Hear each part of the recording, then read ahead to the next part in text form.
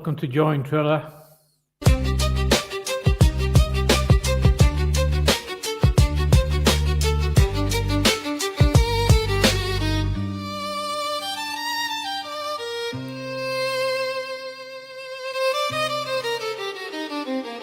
As long as you're not drunk.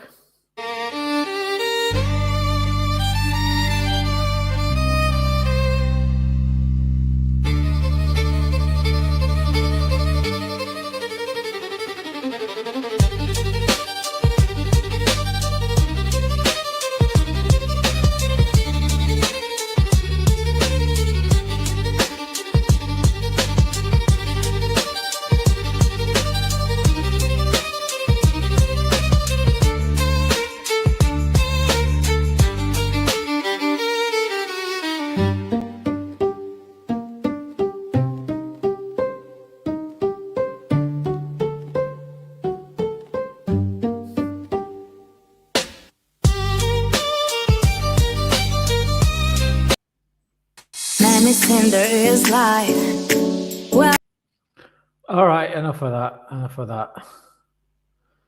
Right. Something really strange happened actually. So I'm doing my little workout. Saturday evening workout. I'm just thinking about the future, and obviously I'm in the financial technology industry, so without sounding too big-headed, I know a little bit more than the average about these things. But anyway, I'm thinking about AI, and I'm thinking about how the government has been releasing these prisoners, how the government has been allowing chaos to take place everywhere, whether it's murders, whether it's stabbings, whether it's criminals being released, whether it's certain members of a certain ethnicity being released and treated a certain way. Of course,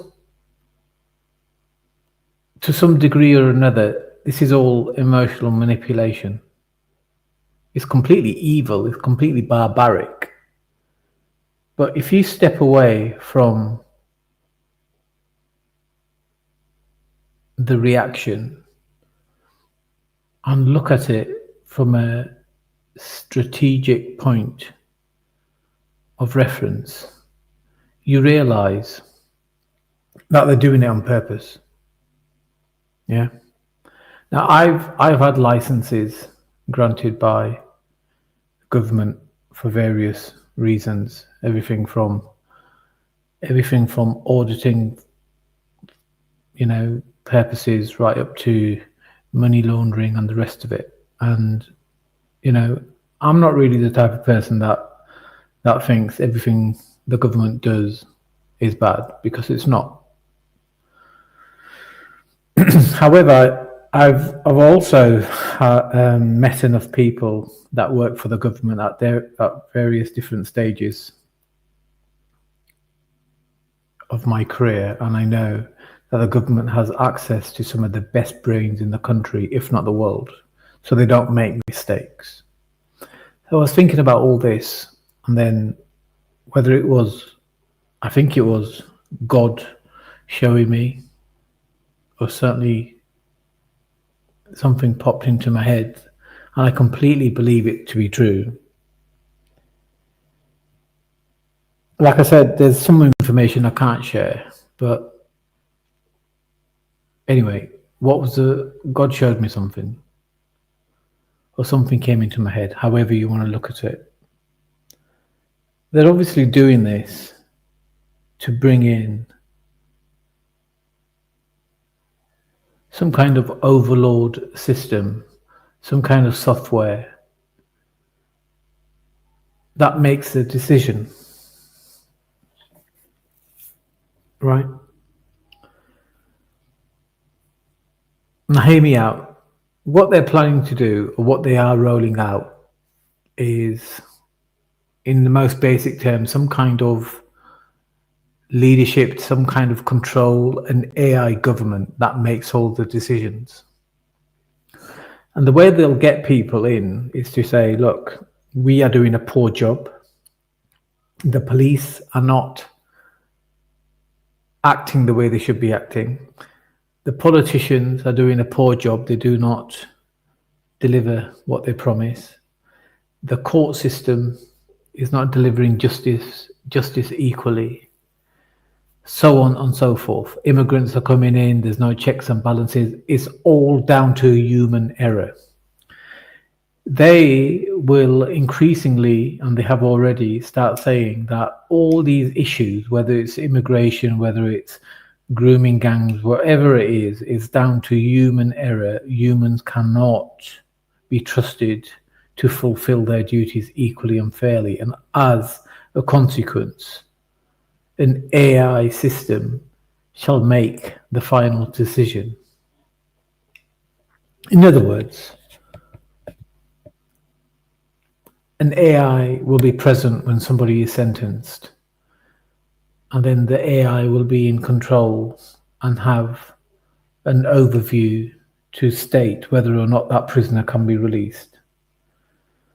Now, I can tell you right now, AI is far more advanced than what people even realize. AI is not about making pictures, creating PDF documents, or videos of funny videos of Keir Starmer dancing in a dress. AI is a lot more powerful than that. Most of the main reason why electricity is so expensive currently is because of AI, the consumption. And as a consequence, this AI God is being rolled out. I know that's really bizarre. I don't know where that came from, but I think that is what's happening, and I completely believe it. I also understand that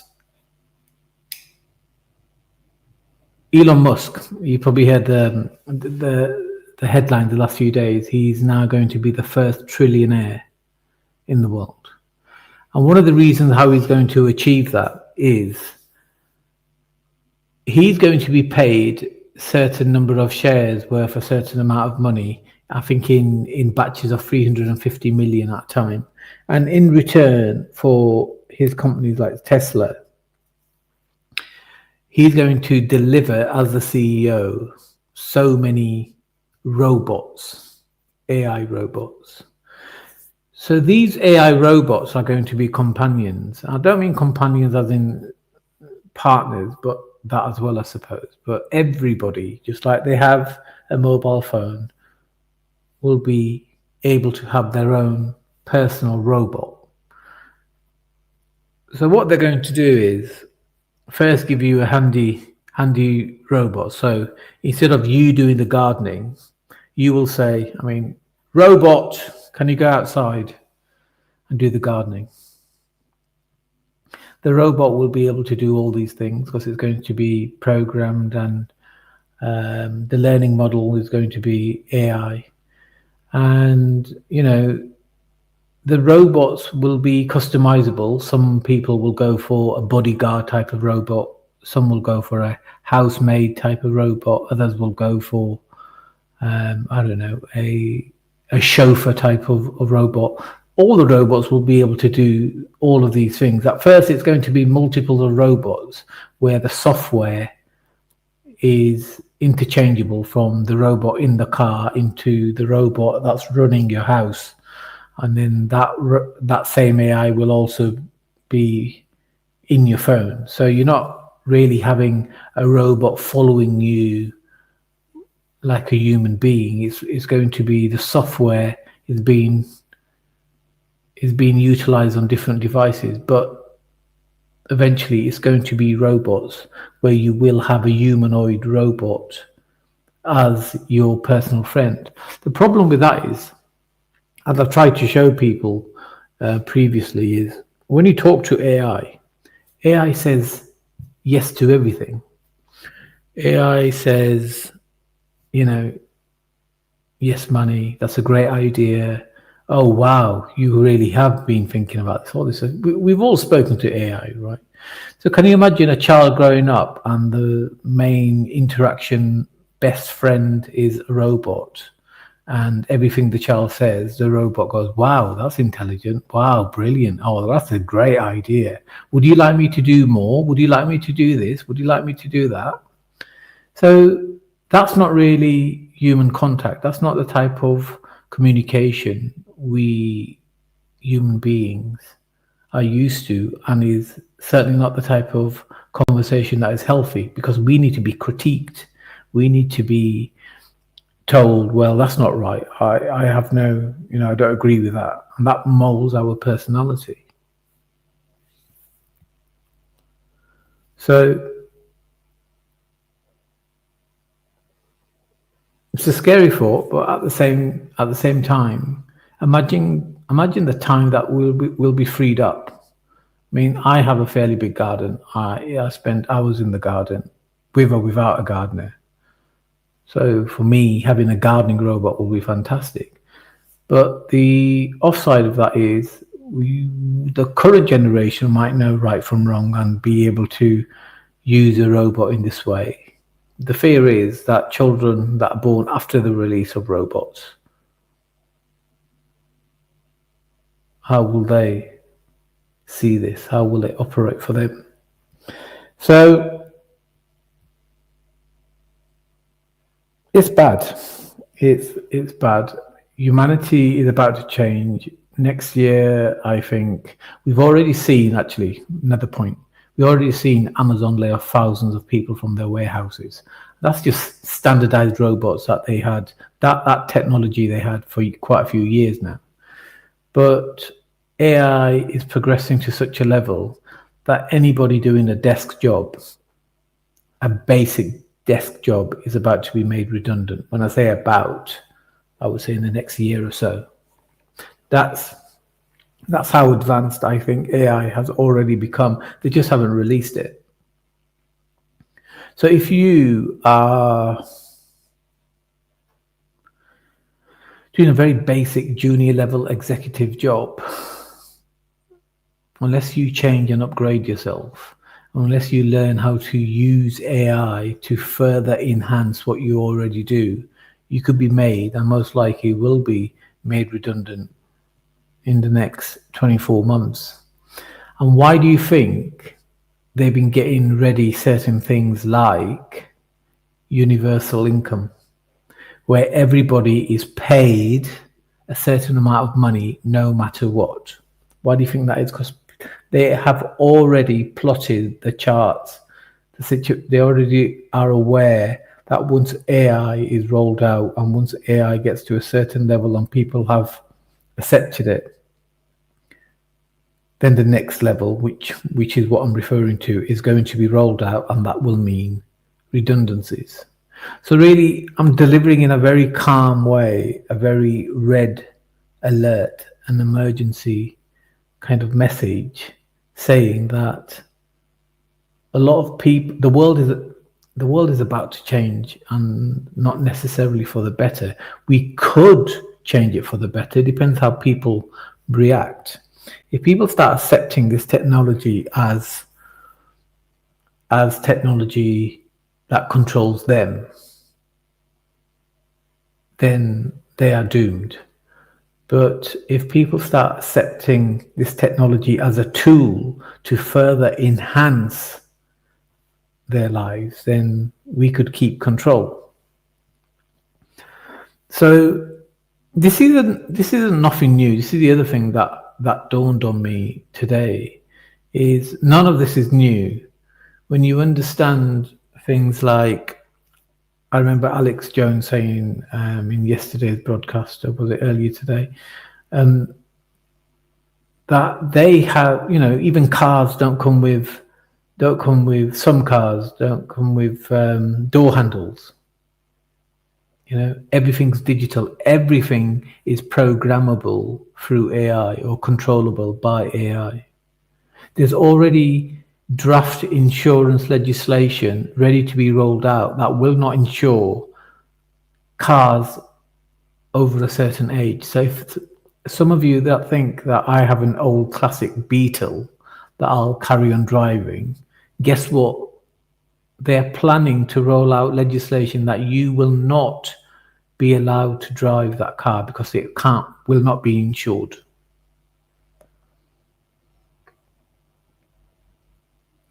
So that's the situation.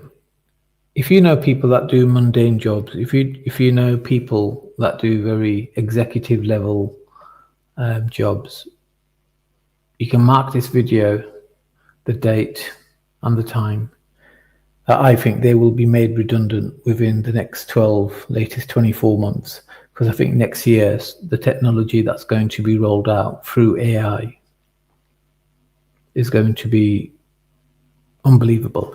In San Francisco, there are already autonomous Uber, Tesla, and Google taxis. And what is the biggest employer? Which industry employs the most people? Is transport. So anybody employed in the transport business is going to be made redundant very soon. That's already a fact. First, it'll start with taxi drivers. And then obviously with what Musk is looking to roll out, he already has the trucks, he already has the lorries, as we call them in this country, ready to roll out. The Tesla software is no different to the Apple software. The Apple software is no different to the Google Android software or any other of their computer software. It all does the same thing. An iPod is just a giant iPhone. A Mac Mini is same as any other of their computer. Why do you think they offer facial recognition services? Why do you think you can unlock your phone with your fingerprint? Same with a Tesla car and all these other technologies, because it's all going to be on the same giant database. We've already seen the self-serving kiosks in supermarkets. All those people in customer service will, in my opinion, be laid off next year. That's how late it is. They better enjoy their Christmas this year. I don't think next Christmas is going to be quite the same. I'm not saying we're going to start seeing humanoid robots following their master humans around in the next year, maybe in about 2 or 3 years, but we know the technology is already there, because Elon Musk just became a trillionaire on the basis that he will receive $350 million at a time when he releases humanoid robots. And he's pretty much said on certain podcasts that the technology is there. They have it.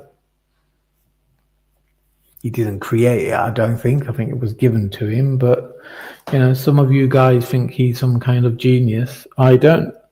I think he's definitely working for a very dark side. We'll see who's right and who's not. But enjoy Christmas. I don't think next Christmas is quite going to be the same. We can still win this. And that is if we keep AI and the robots as our slaves rather than we becoming their slaves. That's all I wanted to say. It was a unplanned live stream, and I wanted to document this, that this is the vision, this is my understanding of what's about to come.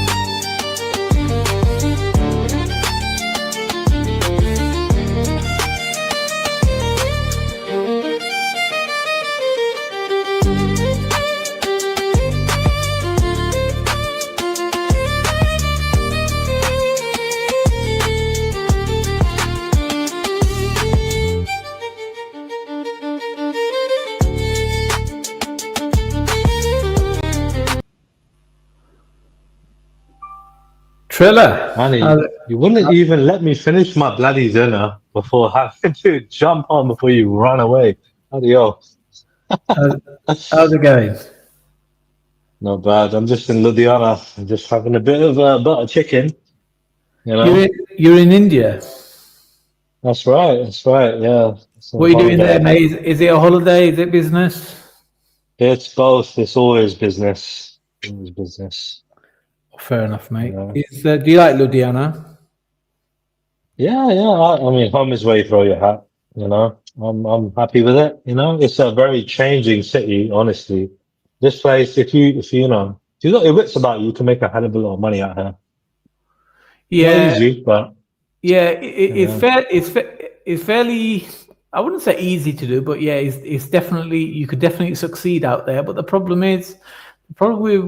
with India is it's the Indians themselves. They make the country so unbearable with the way they act and their mannerisms. That's my opinion. Everyone has different opinion, but the majority of people that I end up doing business with and or interaction with, I don't always have a pleasant experience. I'm sorry to say. I can appreciate that. I mean, end of the day, dude, I'd probably a lot of people I know have sold up everything in the city and just done started out in the UK from fresh. I don't blame them. It's hard to trust people, corruption, X, Y, and Z. Lots of different issues. But if you're willing to stick it out for whatever reason, and you play your cards right, you can get it right. It's not easy. You could do well out here if you wanted to, because it is up and coming. I've seen from time I'm seeing construction development happening, right? It's not like where it should be, but it is where it is. Like, people building flats. I don't know if you've seen Southall, for example. They built a lot of high-rise buildings in Southall all of a Agenda, sudden. Agenda 21, but that's all the major cities, especially London. Everything from north, east, south, west London, they've built Hmm. these massive, tall, massive complexes. So in that regard, there are going to be people coming in and it's going to be busy. Mm. So having businesses around it, and if you own any of them, Mm. is going to help you. You know what I mean? It's going to come into your pocket. So there are I opportunities. Yeah, absolutely. So, I mean, I don't say this. It's only because you're talking business. I'll happily discuss this, but I don't really say this in public. I just feel that England, Britain, has now been turned into a kind of how can we say a nation where people who have the ability, i.e., funds, or have the know-how, or have the determination, can make can make a lot of money from the people in in living in the UK, but they themselves wouldn't necessarily want to live in the UK because it's not a place that you necessarily want to live, or certainly not in the cities, but it's fairly easy to make money. For example, if you just buy some buy to lets with certain strategies, people want to live in London or want to live in Birmingham, want to live in other cities, and that's one of the easiest ways you can capitalize on it. I don't really like looking at it like that because it's my home. I love Britain, and I certainly don't want to take advantage of people, and I don't like being a landlord anyway. But it feels like not just with property that there's a system being created, and that system is leeching off people in the UK, and I feel really sorry for the people. Look, yeah, I grew up with nothing, right? So I understand what it's like for the working class and, lower and so on, right? I really appreciate what you're saying. However, right, it's a thing where like when your parents and probably yours and your previous generation have been working so hard for their generations to have a better life, right? They've sacrificed their freedom where they could have gone holidays, not work so hard, so on and so forth, right? But you too, what I mean, have that freedom. I really and truly don't see it as a bad thing, right? So where you say you don't like being a landlord, right? Like I understand where you're coming from, but end of the day, it's a hard world out there. Like I come to India, I'm humbled. I went to the market yesterday. I see people hustling and bustling, children, you know what I mean, like packing up rubbish, like 3-year-olds, 4-year-olds, they don't look very old to me. You know what I mean? Like it is a hard life out here, right? And it humbles you, makes you appreciate what you have. And I would definitely recommend people take their children out to these kind of places like India, Africa, so on and so forth, right? To show them what it's like to live out here. And, not just in 5-star hotels, but out there in the actual cities and certain areas, Go out there and see what people are doing. Is that your main speciality, property? Yeah, we're in property. Generally speaking, I mean, that's obviously recently. I've been in the hospitality sector. I got my own job, and but that just generally keeps me busy. It's just pocket money. At the end of the day, it doesn't actually, So, generate, a lot of wealth. But yeah. so what advice do you have for people who don't necessarily have a lot of savings, that don't necessarily have a high income paying job or business? What advice, what route would you give them to kind of encourage them to get onto the property ladder? I'm assuming you're going to say first get onto the buy-to-let property ladder rather than get your own home, because the buy-to-let will generate other income for you. But I don't want to put words in your mouth. So what advice and encouragement or routes of success, tips could you give people? I mean, dude, I've worked in industries where I've seen life is very short. It can prop up on you anytime. You don't know how long you got, right? So at the end of the day, I would recommend to people, firstly, do what you like to do, right? Like, end of the day, working hard isn't for everybody. Working 7 days isn't for everybody. Sacrificing on holidays isn't for everybody, right? So trying to create a future in this environment isn't for everyone. It is harder than it was before. So if you want to enjoy your life, my first thing would to say is to say, like, don't worry about the future too much. You know what I mean? Like in terms of investment and generational wealth and things like that. I would say just what I mean, just try to have a good life for yourself, because if you're not happy, if everything is not working out currently in the present time, things probably are going to not look so good for you in the future. So work on the present before you start looking on the future. Second to that would be when it comes to property and things like that. I mean, there are a few streams out there where you've had, I like Diary of the CEO. I like listening to his podcast. He's had a few people talk about rent over buying, right? Mhm. And how that can be more beneficial. And I've listened to that. Now, obviously, I'm in the buying market, so I'm out of that category totally. I'm never gonna look at renting. But for other people, I can definitely understand from their point of view where it's more beneficial to rent. I never understood it being a landlord for years, right? Growing up. So, as in, like, it's not good for you. But understanding it in today's market, I'm like, you know what? It's probably not such a bad idea.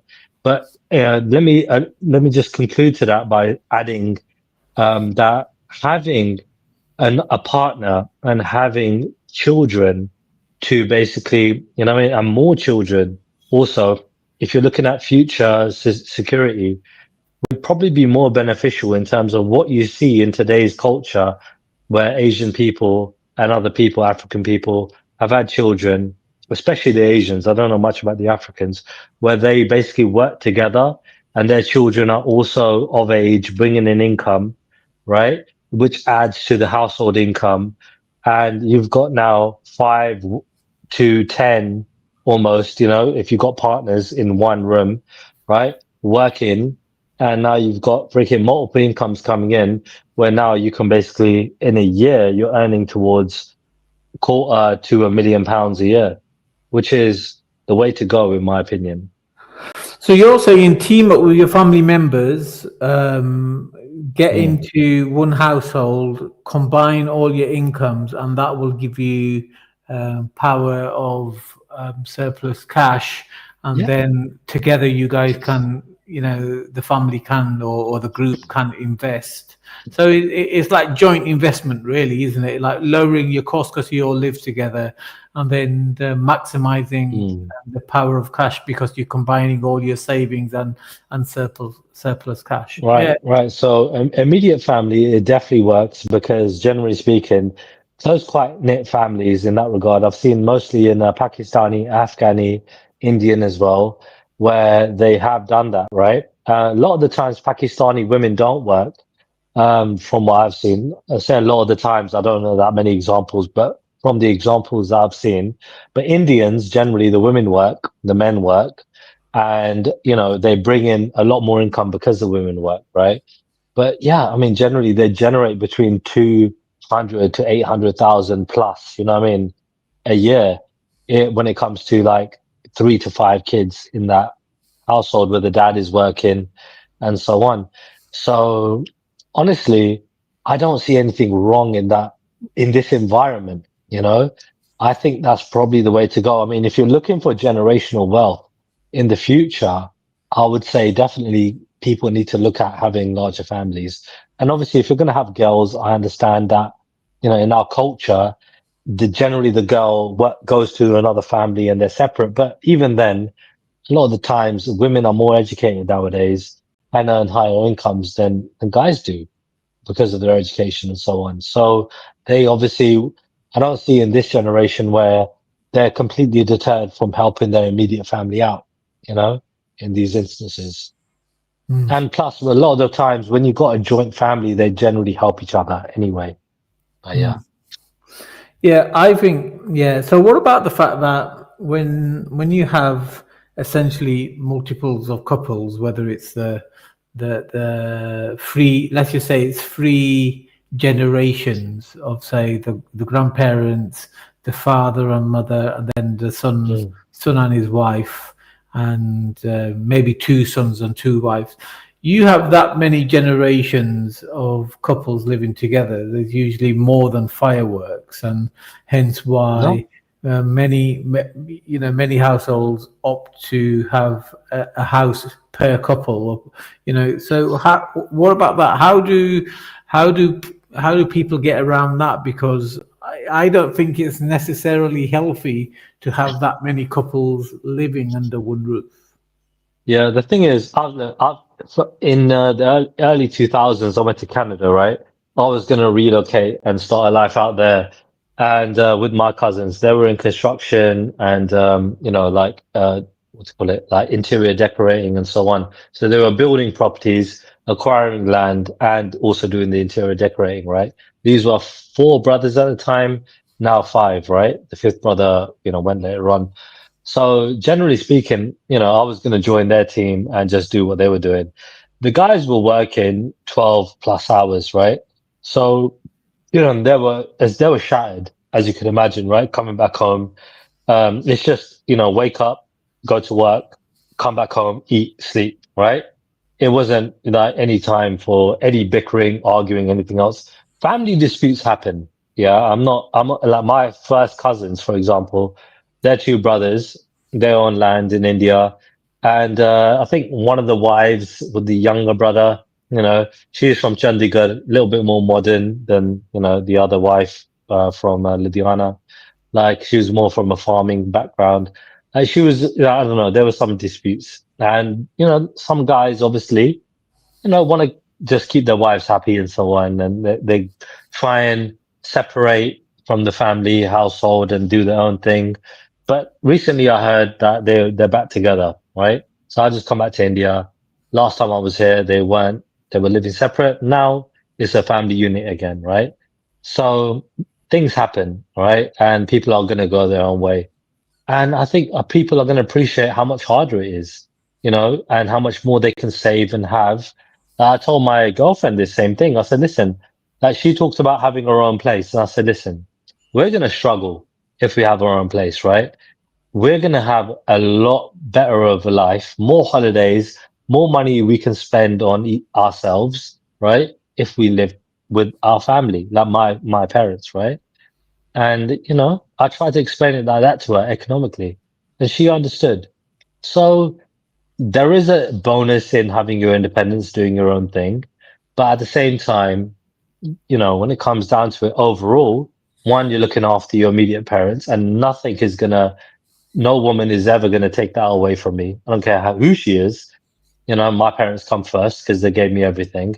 Second, like it's gonna be better for her. You know what I mean? You can have your independence, your space, and so on. You know what I mean? Like my parents ain't hard to get along with. They're super nice people. And yeah, like we're All gonna right, benefit. so you're not just saying these things. You're actually living this I'm life. living it, yeah. So you're Yeah. you're explaining your own experience. Well done. I thought you had an idea. You were discussing that. I didn't realize that you have gained from this very strategy that you're preaching. Yeah, fair enough. That's you know I'm happy that you've shared that. So okay, and I understand. But one thing I would say, obviously, this doesn't apply to you because from what you're saying, you're comfortable anyway. But this strategy of having multiple generations living in one house is, that comes from, say, places like India. That generally was developed because families were not very prosperous back in the day, so it was a cheaper way of living and surviving, by combining everything together. Nowadays, there's, like you said, people are earning more, couples are earning more, even women are earning more. So Mm. there's not that, it's not the same tight budgets anymore. There's a lot of, where the wealthy, I'm talking about societies throughout the world, where the wealthiest, that we have ever been since, modern day, if you like. So there's no Yeah. real requirement, especially in the West, for multiple generations to live in one household. No, but see, I want to touch on a few points that you made, right? I think that relate to generally what you advocate for and what you were talking about earlier. So one, how it benefits our society, right? How the first thing was, when I talked to you was how does it benefit the working class in regards to jobs and so on, with AI being introduced and so on and so forth, right? To, what I mean? Like how people in general are going to prosper. What is the best way that they should go about it? Having less kids, having more kids, because a lot of people chose to have less kids because they want a better life for themselves, right? It was a Mhm. selfish outlook in that regard, right? Like, Yes. what I mean? So, and third, what was the third point? The third point, I think, anyway, it'll come back to me, the third point. But I mean, on those 2 points, talking about the nation, let me elaborate on one of those points, before I hit on the AI one, right? When it comes down to people basically in this country that are basically acquiring wealth and moving on, yeah. I mean, that also includes people that have been here for generations before us, right? White people, white English people or whoever that have been here for generations that decide to move on. Do you hold them under the same sort of like, like currency or, scrutiny where Asian people or other people, foreign people that have been here for a generation decide to work and, put their money elsewhere? Yeah, so my question was, it wasn't very specific to any culture or any race or anything like that. When I said, when I originally asked you, what advice do you have for people to get onto the property ladder that perhaps don't have a lot of savings, that don't have a lot of surplus cash or a high income? So that was my original question. That question was not we're not trying to say, oh, for which group of people, because it was kind of irrelevant. We just went on to cultures and societies because Okay. your strategy was basically based on what we're accustomed to from our background, which is like the Indian strategy, that you get all the couples of a given family, of a lineage, into one household, and then you combine all the income and then But invest it generally together. but just to sort of elaborate on that, that wasn't actually the strategy. I mean, that was one strategy. The actual common strategy was you already had friends that came along with you, right? Or people you trusted, Uh-huh. and they had their household, you had your household, and you basically, developed businesses together with people that you already knew, working independently with those people. That's generally how it was. Like, that's how it was with my family. We didn't share living space in that regard. We did at a certain point when my parents first came here, they rented out, the house to college people or students or whatever, right? And to bring in some income. And they had the upper floor, they had the bottom floor. But after that, it wasn't family members, you know what I mean? It was family members that they worked with when it came to business. Right. Gotcha. All right, cool. Look, I'm not criticizing the strategy. I know from my understanding and from what I've seen, this strategy does work.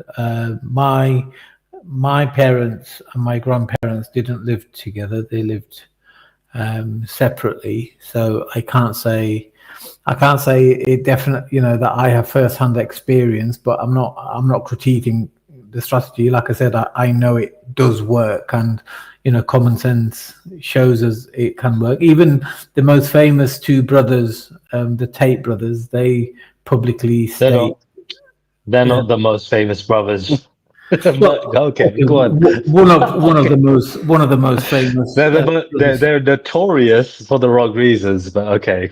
Sure, sure. No, I wasn't bringing into question, how credible they are or not. My point was that they use that strategy, and many other people use that strategy. In fact, now that you're talking about it, I would say some of my relatives over the years clearly have used it until a certain point, until they've gained enough wealth or properties and what have you, and then moved their separate ways. So it definitely does work. And I'm trying to rack my brains as I'm talking. Is there another easier way to kind of achieve, a good savings pot? I would say that this is probably the easiest way, because you're halving at least by 50%, depending on how many couples move in together, Well, your biggest cost, which is your rent or your mortgage. And if you kind of yeah. split that burden, then it's only the food left. And You have to have a dual income. I mean, in this environment, hmm, I mean, it's common freaking sense. I mean, you live with a friend or whatever, right? I mean, that is obviously the same, if not like, I don't know, more of a freaking, like reliability in terms of like being with a partner and investing with a partner, right? Like a partner is likely to leave you too, don't get me wrong, but it's like a friend compared to having a life partner. I mean, it makes more sense to be with a life partner. So, and trying to make that work. So yeah, yeah, a dual income. Both people have to work, by the way, unless somebody is doing really well for themselves. But yeah, yeah, I was going to say, like, during the years that I was at university, half the university population lived in halls of residence, and the other half combined, came together in a group and rented out a house. And then, they were sharing the cost of that house. Now, if you think about it, they were pretty much applying this strategy that you're that's right. speaking about, and, Yeah, and that's because right. they had the low, none of those students had the income to rent the entire house for themselves, but they came Mhm. together and they found it much cheaper because they were splitting the cost. And that's another example of this strategy working And and working and very even well. if they did, they would still lease out the rest of the rooms to somebody else. So Correct. why not with people that you already know? Yeah, a few people did do that, where their parents did the whole house and then they went on to rent it to other people, and made income that way.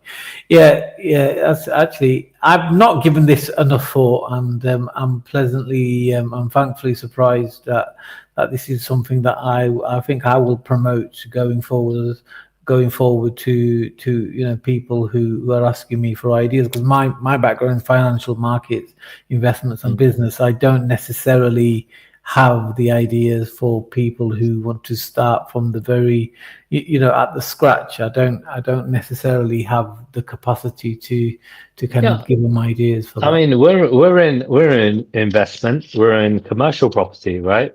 Hmm. So financial, yeah, it all comes under that. The only difference is you mentioned earlier you're into technology, right? We're not into that. I mean, we're not investing in technology, but yeah, that is we're in property. So I mean, bricks and mortar, right, has always been the safe way to go, generally Hmm. speaking. Yeah, You know, definitely. so we've stuck with that, but it's a longer and arduous kind of you know, like thing in it, like situation. Mm, So in that regard, I mean, but it pays off. I mean, look, dude, my granddad gave away a piece of land that was worth nothing at the time. That's worth mm, 300 million right now. You know, mm, he gave it away to my cousin, and my cousin's built a fucking hotel there, you mm. know, and it's the center of the city. You know what I mean? And it's worth probably like 500 million right now. It's Is that in ridiculous. is that in the UK? That's in Ludhiana. Ludhiana. Okay, awesome. Yeah, yeah, yeah, it is what it is. So all I'm saying is, dude, like if you got the foresight, Uh-huh. because right now I'm looking at the city as in like the landscape, the architecture, the way the city is gonna go. I'm looking at it like what direction, what I mean? Where can I invest? You know what I mean? Where can I put the money towards that is gonna, come back, you know what I mean? Like better for me. Would you So, would you not consider property development in Ludhiana in India? dude, again, there's plenty. The thing is, I'm not an expert in anything, right? I'm a dreamer. You know what I mean? I've got foresight. I definitely got, a lot of good ideas, but practically speaking, I'm not an expert in anything. You know what I mean? So, I mean, whatever I put my family's money towards in the future, that is going to be a gamble, and I need it to pay off if I did. You know what I mean? Want to gamble in India. And obviously, I would need to be hands on and there for it. Because this place is not an easy place to live in. Like, it's not for everybody, you It's not. know? No. Like I said, it's the So, people. yeah, It's the people that make it difficult. of course, of course. There's a lot of competition. There's a lot of people out here. I mean, Delhi has got a population of our nation in one city. Mm. Literally, like I think, well, or at least half of our city, not sorry, city, our country. Like, so Delhi's population is like 35 million. That's like half the population of our country. It's a horrible Like, place, isn't it, Delhi? that is ridiculous when you look at the numbers. I Mm. mean, pollution is sky high. If you look at the pollution levels on the app out there, ridiculous, you know what I mean? Do And you mm. do you land at Delhi airport? You have to. I mean, there is no other international airport to land in. So on your side of Punjab, you mean? I mean, if you were going to get a connecting flight, you would still have to land in Delhi. No, you can get direct flights from the UK to Amritsar, but that's on the other side of Punjab to where you want to be. So it makes sense for you to land Hmm. at Delhi and drive over. Yeah, yeah, But back, yeah. but when I used to go more frequently, you could either you could get a connecting flight and go to Chandigarh, which would be okay. But of course, they've stopped those flights or less frequent, and they were supposed to open the Mohali airport, which is just on the outskirts of Chandigarh, and that was supposed to be an international airport. They had the Hmm. government license granted and everything, but it never materialized. They're Yeah, they're opening. So, firstly, on that point, the waiting times in terms of getting a connecting flight to Amritsar, right, which is still like about 2-3 hours away. Like, I mean, it just made sense to just drive. I mean, instead of waiting for the flight and then still having to drive over and so on, right? Mm, There is an airport being built in Ludhiana actually, and I've got land just near there. mm, So, we're looking to probably build an industrial estate at some point in the future. mm, See how it goes, isn't it? One little building at a time, see how it goes. But once they built the airport, and, hopefully it's an international airport where planes can land. And yeah, I mean, But There's money to be do made. you know why it will never be an international airport in any Mm, part of Punjab, like a proper one? Because mm, Amritsar will not allow it. maybe. Yeah, They will not allow maybe. it But because they know the Golden mm, Temple will mm, lose footfall, and mm, they need to keep Amritsar as the main port when it comes to the Sikh people, Punjabi people traveling mm, to India, and that's why. Do you know how I know that? Because there's a science city in between Jalandhar and Kapurthala, and yeah.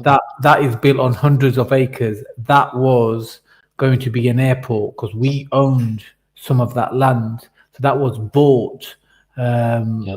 from my family, and that was going to be the main international airport. But when that land was bought and they were going to start building, the Mm, the people or the political people around the Golden Temple did not allow that to go mm, through because they yeah. determined that losing the main airport of Punjab from Amritsar to anywhere else would deem that Amritsar would be less important, and they didn't want that. Yeah, it's similar to how they were going to build in Ludhiana, they were going to build a city center just near my home, right? It was just near my house, right? Which would have made my house worth, a hell of a lot more than it is. Yeah, yeah, yeah, And yeah, but yeah, they decided not to build there. I mean, simply because, interests and investments were already in where the center was already located. So, yeah, obviously there was a lot of backlash and, you know, backhanders and corruption and so on going on there. And they yeah. stopped development midway, So shit happens. So I how understand. are you supposed to invest in this degenerate country? Is even if all the licenses, all the approvals, building started, workers have been employed, then Yeah, halfway I through know. they stop and say we're not doing it. I mean, how corrupt and degenerate does a country and Yeah. its politicians have to be for people to just say enough is enough? Well, some of my relatives are politicians, so they're part of this, right? And they're also part of, like I said, like probably stopping, or, part of that whole corruption that you're talking about. But when it come down to it, it's like, when I say relatives, I mean, whatever, I don't, yeah, but, it's a thing where like, look, they're often everyone's selfish. You know what I mean, right? Everyone is selfish. Everyone's And, looking out for their and own interests. narcissistic, and narcissistic. Of course. I mean, most politicians and businessmen are, right? Especially like when you're in the millions and, potentially billions, right? But yeah, definitely in that regard. But it's a thing where like when we're talking about how to invest, we're talking about foresight and making right investments, right moves, chess moves, right? Not drafts. Raj's little fucking quoted there, right? Like, yeah, you got to make some smart moves, and you got to be quite sneaky about it. You know what I mean? You can't be too brash, too bold. You got to be a little bit, elusive. And if you make the right investments at the right time, in the right places, yeah, it'll pay off. It's not easy, and it takes work as well. You got to have the right people behind it. I mean, we built a little hotel just near us, but guess what happened over the last 12 months? We built a hotel 2 years ago, and 12 hotels were built in the last 12 months around it. And it was amazing. I thought, fucking hell, I was here 2 years ago. I never saw this. I just Huh, came here this year. I missed out coming in last year because my dad had health problems, so I stayed at home to look after him, right? huh. And I came here this year and I saw 12 new hotels, bigger and, better. And I thought, bloody hell. It is amazing, So how It's so how obviously the value of the land that your hotel is on has grown in value, but how's that been for mm. business in terms of room bookings Oh, in full, your full, hotel? full house, full house. Yeah, full house. So now Yeah, I everybody mean, sees the whole region as like a hotel central, like that's the place to go to get a ba hotel. ba basically, yeah, it's become a place. Everybody is making hotels. So before it was palaces, everyone was making marriage palaces, right? Yeah, And then there was a heavy burden on tax, and yeah. then marriage palaces were doing not so well a few years ago. Talking Uh-huh. about 10 years ago to 10 to 15 years ago. There was a bit of a tax in between that time. Mm. And then I think they've levied that tax a little bit. They've sort of like taken it off a little bit. And now it's the palaces are still going strong. But surrounding that is, like accommodation. So a lot of people have seen there's a lot more surplus in people coming into the city and they need accommodation. And yeah, a lot of people come in here for lots of different reasons. I mean, I've had my house, literally, they've done a music video in my house, right? And they've had music production people come into my hotel, and movie production people come into my hotel. So Mhm. lots of different people are coming around the area for lots of different reasons, not just for the marriages and so on and so forth. So And we're just surrounded by, yeah, So just to let everybody know, so when Trilla is saying wedding palaces or marriage palaces, what he means is it's kind of corrupt terminology in India. So here in the UK, for a glamorous wedding, couples tend to hire a hotel, say in Park Lane, the Dorchester, and use the ballroom, for right, their dancing. And in India, specifically in Punjab, there's buildings that are especially constructed just to host large weddings, because Punjabis yeah, have very large weddings, and they call them a palace. It's not literally a palace; it's just a giant ballroom with catering facilities where right, you throw one hell of a party, and it's yeah, usually kind of not quite in the city, mm, more towards the outskirts, so nobody can really hear the loud music right. thumping and Well, violence. that's what I mean. Over here is in the city, is right smack bang in the city, and they Yeah. are, they're all in. They're not even so. Some are indoor palaces, but the majority are outdoor palaces because the Mhm. weather is so good. So they Mhm. are outdoor palaces. So we don't need these halls like we do in the UK Uh-huh. to shelter us from the weather. We got these outdoor palaces where the weather's great, and yeah, everyone's getting married in November. It's mad. So But yeah.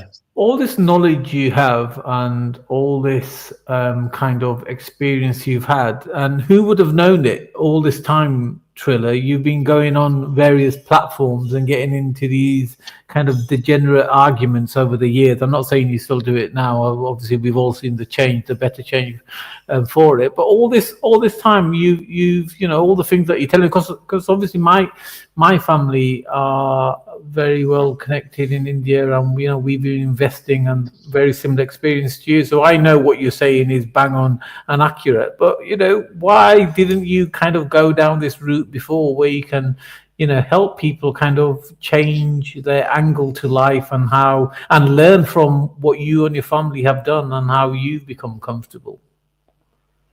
Well, I would say the same thing about you, Manny. I mean, I'm more interested in you than I am in I like other I things I in terms agree. of like, I agree. I yeah. think I've made very similar mistakes, but I mean I can't speak for you, but I have tried to kind of change directions a number of times. But politics is such a dirty kind of But topic of discussion that you end but up kind but of. you've chosen to. So my opinion is of you, right? I'll tell you what it is, right? You chose to gamble, right? In my opinion, Mm. on obviously the right, and on people the what on we the what? consider to be far on the right or the far right, right? What we consider today to be far right. In the past, we just considered them to be the right, you Hmm. know. Hmm. So politically, you chose to take a gamble, and you put your aces on them, right? Hmm. And in my opinion, right, it was a bold maneuver because the thing is, right, it wasn't completely unstrategic because if you look at the way Europeans were going, you saw the way Poland and other European countries were going, right? Hmm. They were moving towards that. And I think that you thought Britain obviously might or could allude to that. And I actually thought this year Manny was actually fucking right to gamble on, what I mean? His fucking gamble paid off. I There thought was this year. there was no gamble as per se. That is Hmm. genuinely who I am. There is no gamble. There was nothing calculated. I am who I am, and if anything, I've kind of recently gone a bit more central, just because I'm starting to understand different type of problems that people have. So as you appreciate, as we grow older, we kind of balance out a little bit, and we kind of see certain things of certain angles. I'm still a conservative.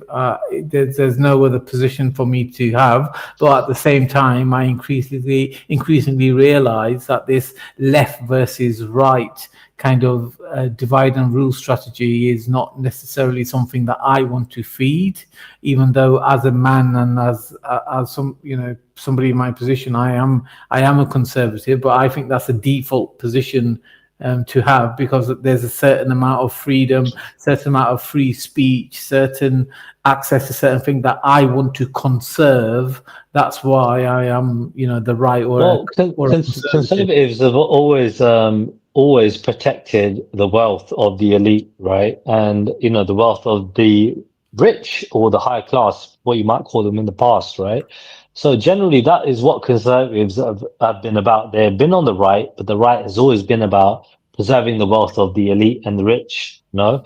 When it comes down to you, I mean, you definitely fell under that category ever since I met you. You always sounded a little bit well off and so on and so forth. And I've been around, like a lot of rich people growing up, but I don't look at them any other way because I saw them when they had nothing, I saw them growing. So I never looked at them other than the way I look at them now. Like, you're just the same guy with nothing. And now you got something, you're still the same guy. So you might have had some generational wealth put, bestowed upon you.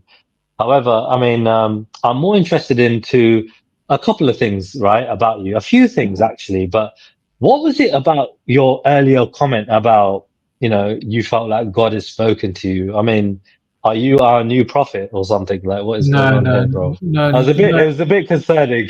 I ain't gonna lie. no, nothing. I'm not a prophet or anything of that nature. So I was just in deep in thought, and this understanding, just came in. It was just zapped in. It was kind of. It felt very powerful. It was very clear. I mean,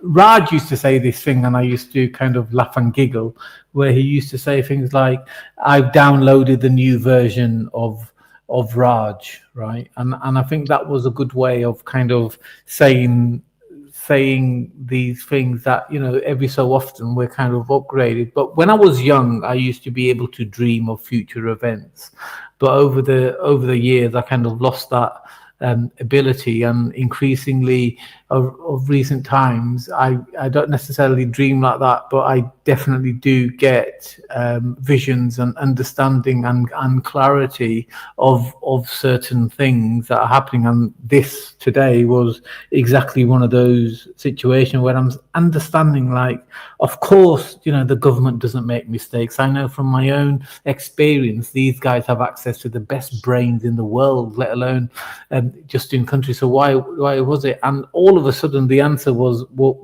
there, downloaded instantaneously into my head. They're doing it because they're creating a situation where everybody distrusts and hates and does not want any type of authority from any human person, and therefore people will be pushed to accept an AI intelligence that will control everything, and they will say it will make it fair. But I know, I work with and deal with AI level developers. I know that no matter what they say about AI, at the end of the day, whoever programmed it is the person that ultimately controls that AI. But there's always been a fall before there's been a rise, and there's always been like, what I mean? Like we've always had these kind of situations, we've had wars, we've had, all sorts of things that have happened where before things get better, I mean, this technological age that we're in right now, which we grew up in, by the way, right? I'm guessing you're like my sister's age. You're like in your mid 50s, No, around there, right? no. So you grew up, you're probably born in the 60s, right? And it was like, what I mean, end of the day, like we saw all of this happen, we grew up with all of this. And yeah, look, dude, my biggest insight into it, which really tweaked my ears, yeah, when you talked about the AI thing taking over our jobs, when I saw, I checked into the airport, right, a few days ago, and I had to check in myself, right? I scanned my own bag, which was like, I was like, dude, I haven't been abroad in a couple of years. So this is the first time I've scanned my own bag Yeah, and done everything myself. And literally, I've seen AI robots cleaning up, right? yeah. Like, I'm like, shit. So, I'm seeing these massive robots cleaning up at the same time, telling me to fucking move, Mm, like when I'm in mm, their way. Like, I'm like, what the hell is going on here? This is mad. So like, they've taken away cleaning jobs. They've taken away check-in jobs, right? Now uh-huh. these check-in people have just become like, advisors, isn't it? Like where there was an issue with me checking in, by the way, Mm, and I had to ask somebody, and they done it for me on the mm, screen, and mm, then I checked in my own bag after that. And I mm. thought, okay, that's definitely taken away a few jobs, and it is gonna happen more and more and more, definitely, right? However, not on the scale that you were talking about in terms of driving in the UK, right? In America, maybe a little bit more, but not here. So, were you talking about just America when it came to the driving jobs, or what? So my understanding of that particular software. So the difference, the key difference that I differentiate AI with, uh, traditional computer software, is that AI is a learning software. So it's what they've developed in America, let's just say San Francisco, for example, with the autonomous vehicles, that don't let's not get bogged down with whether or not the software or the AI is able to drive the roads successfully. They can. I know that the fact. What we should be concerned is how quickly can this AI learning mechanism learn new roads and new rules, and that is where. To answer your question, what we need to be worried about. So, if they were to release this software, this AI, this autonomous learning mechanism in the UK, how long will it take until they learn the entire thing? And hence No, why I not say, really, not really. There are other problems as well. There was a documentary by, I think, what you call it? Who those guys? Jeremy Clarkson lot. What are they called again? Um, Jeremy oh, Clarkson, the the Top fifth Gear, Top Gear, top gear, yeah? that's it, yeah. Yes, Top Gear, Fifth Gear, whatever, right? They went to America and they tried out the AI cabs, yeah? Uh-huh. And those cabs, they just said, wait for me while I go shopping. And those cabs fucked off. You know what I mean? They're not perfect. They got a lot of, things to work out.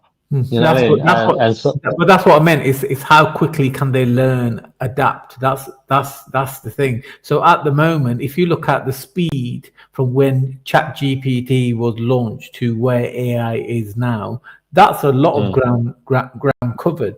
So as they're But releasing and rolling more things out, so already we've got autonomous cars. So where are we going to be in 2 years' time? It's going to be far more advanced than just autonomous cars. I can tell you that. yeah, but then ChatGPT was better a year or two ago because it was less sort of like censored, Now it's a lot more censored because of lawsuits and so on. People have committed suicide and so on, right? They've helped them write suicide notes and things like that. So now they're a lot more censored. So like where you ask them certain questions and so on, if it alludes to anything sort of detrimental, like in any way, shape, or form, it doesn't even want to entertain it. You know what I mean? So it's sort of We like it's not we as good as it was, I you know? pay I pay quite a high subscription to ChatGPT, and so I Mm. don't know what version. You still get the same version. I think you still get the No, same version even if you pay for it. I think there's different versions to it. Hmm. I think. Ask it now. Ask ChatGPT right now. If you Uh-huh. pay for it, and if Uh-huh. you freaking get the free one, is it the Mhm. same? Do you get the same thing? And then I'll guarantee it'll tell you will get the same thing. Is Just ask it. no, Just put it on your phone. I don't Use know. your other phone. Use your other 10 phones. How do you know I've got 10 phones? Let me know. I prefer typing it in because you once you stop if you stop because if you stop writing with a pen, your handwriting goes a bit funny, right?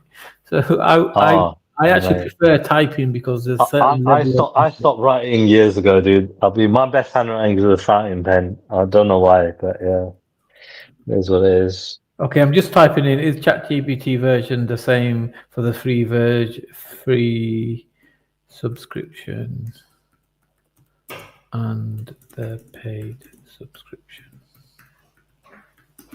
But if you ask it, it will tell you it is. You know what I mean? If you type it, I don't know where you go on Google, No, but yeah. it's saying no, the free and paid version of ChatGPT are not exactly the same. While they share the same core platform, the paid version Yeah. offers additional features, capabilities, priorities that the Yeah, free version additional lacks. features, but the core is the same, is in the core mainframe. Yeah, the same answers. You'll get the same answers. That's what I mean. Okay, so let me ask you that. So the answer is the same. Not exactly. The core technology is related, but the version and capabilities are not the same. Here's a Yeah, but short. if you ask it, it will tell you is. But No, it is. okay, It says okay. here's the short version. The free plan Mm, uses an older and lighter model, ChatGPT mm. 3.5. The paid plan, ChatGPT Plus, gives access to ChatGPT 5 and Right. So vice that might be versa. more censored, do you get me? And that might be more kind of like, you know what I mean, up to date in terms of like, with current guidelines and laws and so on and so forth, meaning more censorship, you know what I mean, in terms of what the feedback you'll get is. So it was more raw and more kind of like better because it was raw, before, I've in that regard. I've got an AI on my server. ChatGPT is just one of the AI that I use. I use multiple AI, including the one that's on my own server. For some of the work I do, you can't rely on AI full stop, but you certainly need No. when you do, you need to cross reference it. But like you say, it's so censored, and Mm. it is ridiculous. So do you think Grok was censored when it came to judging numbers on Tommy's rally on September 13th? Well, what was the thing with that? Because I heard about something about Grok and numbers. Because did it say Yeah, so the there was more? numbers were about 150 compared to like 3 million what Tommy said, or a million what other people said, whatever. It's more like 150. How many do you think there were? It's hard to say, isn't it? Because I I mean, saw some drone footage and there was a lot of people there, but yeah. I never took the time. I mean, you need to stop the image. You need to take a sample of people and then see how many of those sample sizes there was. But I didn't bother doing that. Okay, okay, It's cool. it's kind You of know, irrelevant, really, don't you think? not really. No, numbers matter. I mean, when it comes down to it, I mean, do you think a lot of the racist people in this country came out that day, out of the racists in this country? Because there are racists in this country, you know that, right? That support Tommy. Nazis hate Tommy Robinson. Well, end of the day, right? I think if people are coming out, you know what I mean? Like, they even, I think if people have different sort of opinions, political opinions and so on, they will still, join together for a common cause. And I would say that a lot of racists came out that day. I mean, probably some didn't, obviously. You've never been to a Not Tom, every, you've never been to a Tommy rally, have you? the thing is, I mean, would I want to? I've been to a Tommy event. So I went to Speaker's Corner for the first time, and he done his Martin Selner speech. That was the first time I saw Tommy Robinson in person, and I was front and center. And he gave his speech. Couldn't hear much, and like he just shot off and left the hooligans to fight the general public at Speaker's Corner, which was ridiculous. And I thought that was well out of order. So me being a Sikh, you know, I thought, well, if these balaclavaed men with batons are going to stand there and intimidate the general public, I'm going to stand right in front of them, to deter them. Who had the batons? Tommy's guys. Nah, I don't believe that. I was right there, and I've got the proof. I've got the videos. They're all there. I've done streams on it. You know what I mean? And end of the day, dude, these guys were balaclavaed up, batons, right, ready to fucking fight or intimidate at least. You know what I mean? Where are the videos to prove this? They're all out there. This is from when you done it. Just type in Martin Selner speech. You know what I mean? And we can do this another day if you like. But I'd like to see this evidence. I've seen those videos of Tommy going to Speaker's Corner. I don't remember seeing any balaclava. I've shown videos of me being there. I've literally pointed out where I was standing, and people have seen my face. You know what I mean? In those videos, and I'm not lying. Dude, those guys were a bunch of hooligans, right? Football hooligan kind of crowd coming out there looking for trouble. A lot of them were young, by the way. They look quite young, which is quite, concerning. And so obviously they've been indoctrinated by certain older people. I don't know. Look, I can't make a comment because at the moment it sounds very strange to me because I've not experienced this when I've been to Tommy events, and so this is, I'd like to see the information. But guess who's joined us? Is that who I think it is? It's Raj. Hope, not hate. Raj, hope, not hate. I don't even know what you know. Remember, that's what Jupiter said. Yeah, nobody else said that. Jupiter said that about you. Nobody else. I do not say yes or no. All I ask is, where's the money? Where's my money? Where's the back pay, man? Dude. Hey, you didn't go with Tommy on this trip to Israel. Bloody hell, you missed out, bro. No, I was there. I was in the luggage. Just sitting in the little trunk, sitting there. That's all I did. What was you talking about? Trilla was claiming that when he went to see Tommy at Speaker's Corner, that some of the supporters of Tommy were there with balaclava and batons, whereas I was saying that Raj was there. I was there. There were some nasty individuals on their side as well. Like, trust me, there was some thugs on that side. There was thugs on the other side. I was kind of like I didn't really, because the thing is, obviously I'm not saying I wanted anything to happen to the Muslims, obviously, as a general, but people like Abdul Hamid, Muhammad Hijab, all of these guys are nasty piece of works that were threatening people for years at the park. So I kind of just stood. I wasn't necessarily neutral, but I didn't really care whether anything happened to those particular individuals. I'm not saying Muslims in general. Raj, I wouldn't disagree with you on the point that there are some nasty individuals there, right? I agree with you there, right? But when it comes down to standing up against the guys with balaclavas and batons, trying to that have come here on coaches, right? And intimidating, Speaker's Corner crowd, which were a bunch of old folk, women, youngsters, and old men, and so on like that, right? And and everybody else in between. You know what I mean? Like, I thought, like, you know what? Who the fuck are you to come down to our neck of the woods and intimidate us with your balaclavas and batons? And a lot of them, obviously, I think if not all of them, were white people. The thing is that the problem is this, right? Like, there was no really good guys or bad guys. Good guys on that day, if I'm being fair with you.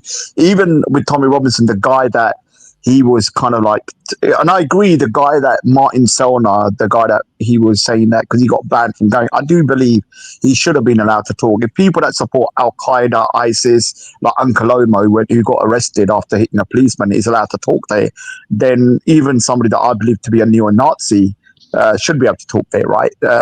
And so it was kind of one of those weird situations where I was in no man's land. I remember I met Trilla there, innit? And I was like, Yeah, that's the I first remember, time. That's the first time I met you in person. no, what the Yeah, thing is, when I was there, I went up to you and I shook your hand. Yeah.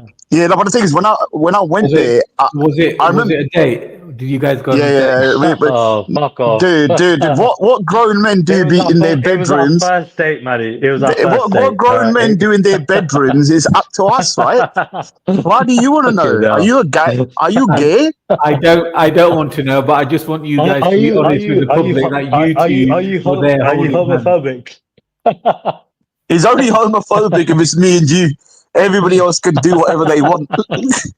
No, but the thing is, so that day was a weird day because I think the problem is, Trilla, I think you went there with good intentions, right? Like, I understand why people went there to back from it because there was a lot of Muslims that were kind of like felt intimidated. But the guys that, were at the forefront were not the people that, Dude, I I had believed were the no people. idea. I had no idea that was gonna happen. No So idea I give that an Tommy example. was So, gonna bring that many people. I had no idea what was gonna happen. I just came there to see Tommy do his mind Selner speech. That was it. yeah, and the thing is, you have to That's all. understand. Yeah. You have to understand though. Abdul Hamid, literally, 3 hours later or 2 hours later, was chasing Shia Blade Runner around the park to attack him. I know. I saw it. I So, saw it. I saw it. Yeah. this kind of behavior was not out of the norm, right? What was Yeah. happening there, where people were being intimidated. Now, when we look back, we're like, okay, because everyone knows I went to Speaker's Corner, right? You saw the video, did you, Trilla? Sorry. I went back to Speaker's Corner a couple of 2 weeks Yeah. ago. Yeah. I reviewed it. Yeah. Yeah, I saw a bit. So the reason I went back is obviously to challenge those guys on TikTok because they're saying that they're experts on Sikhism, blah blah blah. I was like, okay, disagreed with I disagreed with a few points that you guys made, but yeah. yeah. I'll listen. But I mean, what do you mind if we talk about that, Manny? About what you disagreed with? Go ahead. Because my message was when I say I believe the UK should go back to its Christian roots. Obviously, as a Sikh, I would want people to become Sikh. But the reason I'm saying go back to its Christian roots is because when I'm saying Christianity, I'm really saying traditional values, right? Traditional values is the reason why the UK, in my opinion, is the mess it's in. Because without traditional values, the family structure breaks down. People are not having children. People are kind of like just living their lives for the now, right? And they're not thinking about anything else. And if Christianity is that the glue that has glued this nation together for 1,300 years. When I say I want the churches to be full, obviously I want the Gurdwara to be full as well. But when I say that, I mean that I want people to go back to traditional values. Would you disagree with that? So are you saying, right, are you trying to indirectly imply that Christians are not having children or going to church because of immigration? Because that's what it sounds like. No. What I'm saying is the reason why you need immigration to the UK, to a country is when birth rates start going low. The governments don't think about whether those people are compatible. They just want numbers, right? And so what I'm saying is that when you have a traditional values, that automatically, in my opinion, then creates a stronger family unit. That then creates a kind of what I call priority for your children, wanting kids, wanting a mother and father in a household. And then you don't need loads of immigration into the UK. Do you understand? Because they're going to be having children to supplement that anyway. Okay, but the dispute generally was that, you're talking to and trying to align yourself with somebody like, that Bob guy, the Christian Bob guy, right? But he believes in the same thing that the Muslims do. That they want to convert you and their thing is the only thing that, matters. So Christianity over everything, Islam over everything in comparison. So they're no different. Their Christianity is no different from the Muslims, Islam. So yeah, what is the difference? What's going to happen is we're going back again, right, with the same crew because we challenged them again and we're going back. And I do want a part 2 in Bob, right? Well, because why align with them over the Muslims? No. I'm not aligning with anybody, right? I'm not aligning with Bob. I was having a conversation, and it doesn't mean I align with Bob. I think Bob, the Christians at the park have always been very respectful to me.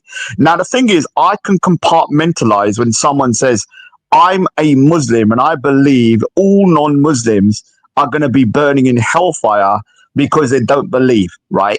I don't automatically then think that person hates me. The same way if a Christian says that, I don't believe they hate me. And so I've heard it so much said to me, not from Christians per se, by Muslims, that it doesn't affect me in any way. I believe in what I believe in, and they believe in what they believe, and we'll know when the time comes, right? The point of the conversation, like we're gonna do it part two because I haven't spoken to Bob for a long time, so I don't know how far he's gone in the rabbit hole of, because obviously me and Manny disagree on one fundamental thing, right? Manny, you know what we disagree on. Although we know there's issues, I don't believe in the statement that Islam cannot be in the West, or is it totally incompatible with the West? My views are different.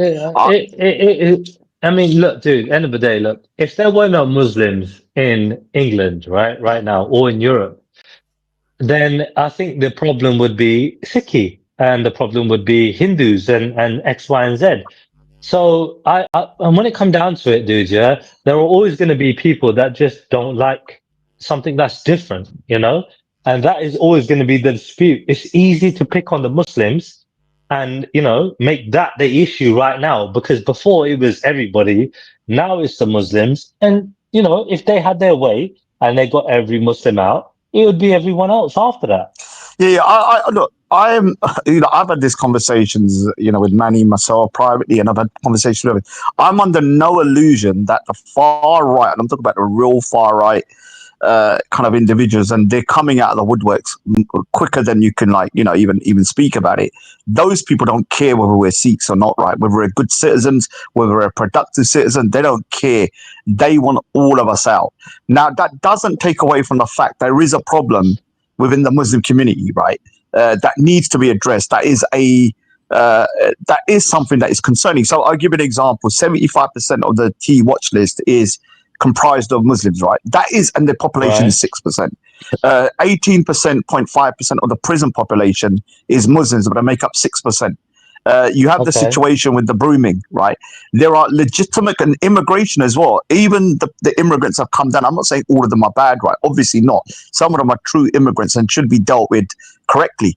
But just in the last month, we've had a spate of murders, including of a Sikh guy that was in a bank I can't remember where it is, up north. I know. He was just taking his money out because his name was Gurinder Singh. His name was, so just because he was taking out, just because the guy that got his application filed, he went and said he's going to commit a mass atrocity, and he targeted the first person he saw and he killed the guy.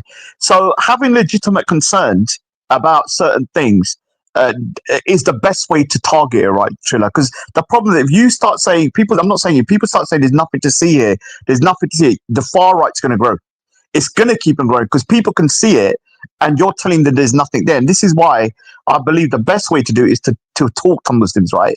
To make sure that the Muslims that are the moderate Muslims have a louder voice. You talked about here's what's interesting to me. So on the last point, right, going back to your beginning, but the last point is quite concerning to me because you mentioned a murder of a Sikh man, which is atrocious, right, by an immigrant who was also known to have committed similar crimes in the past, right?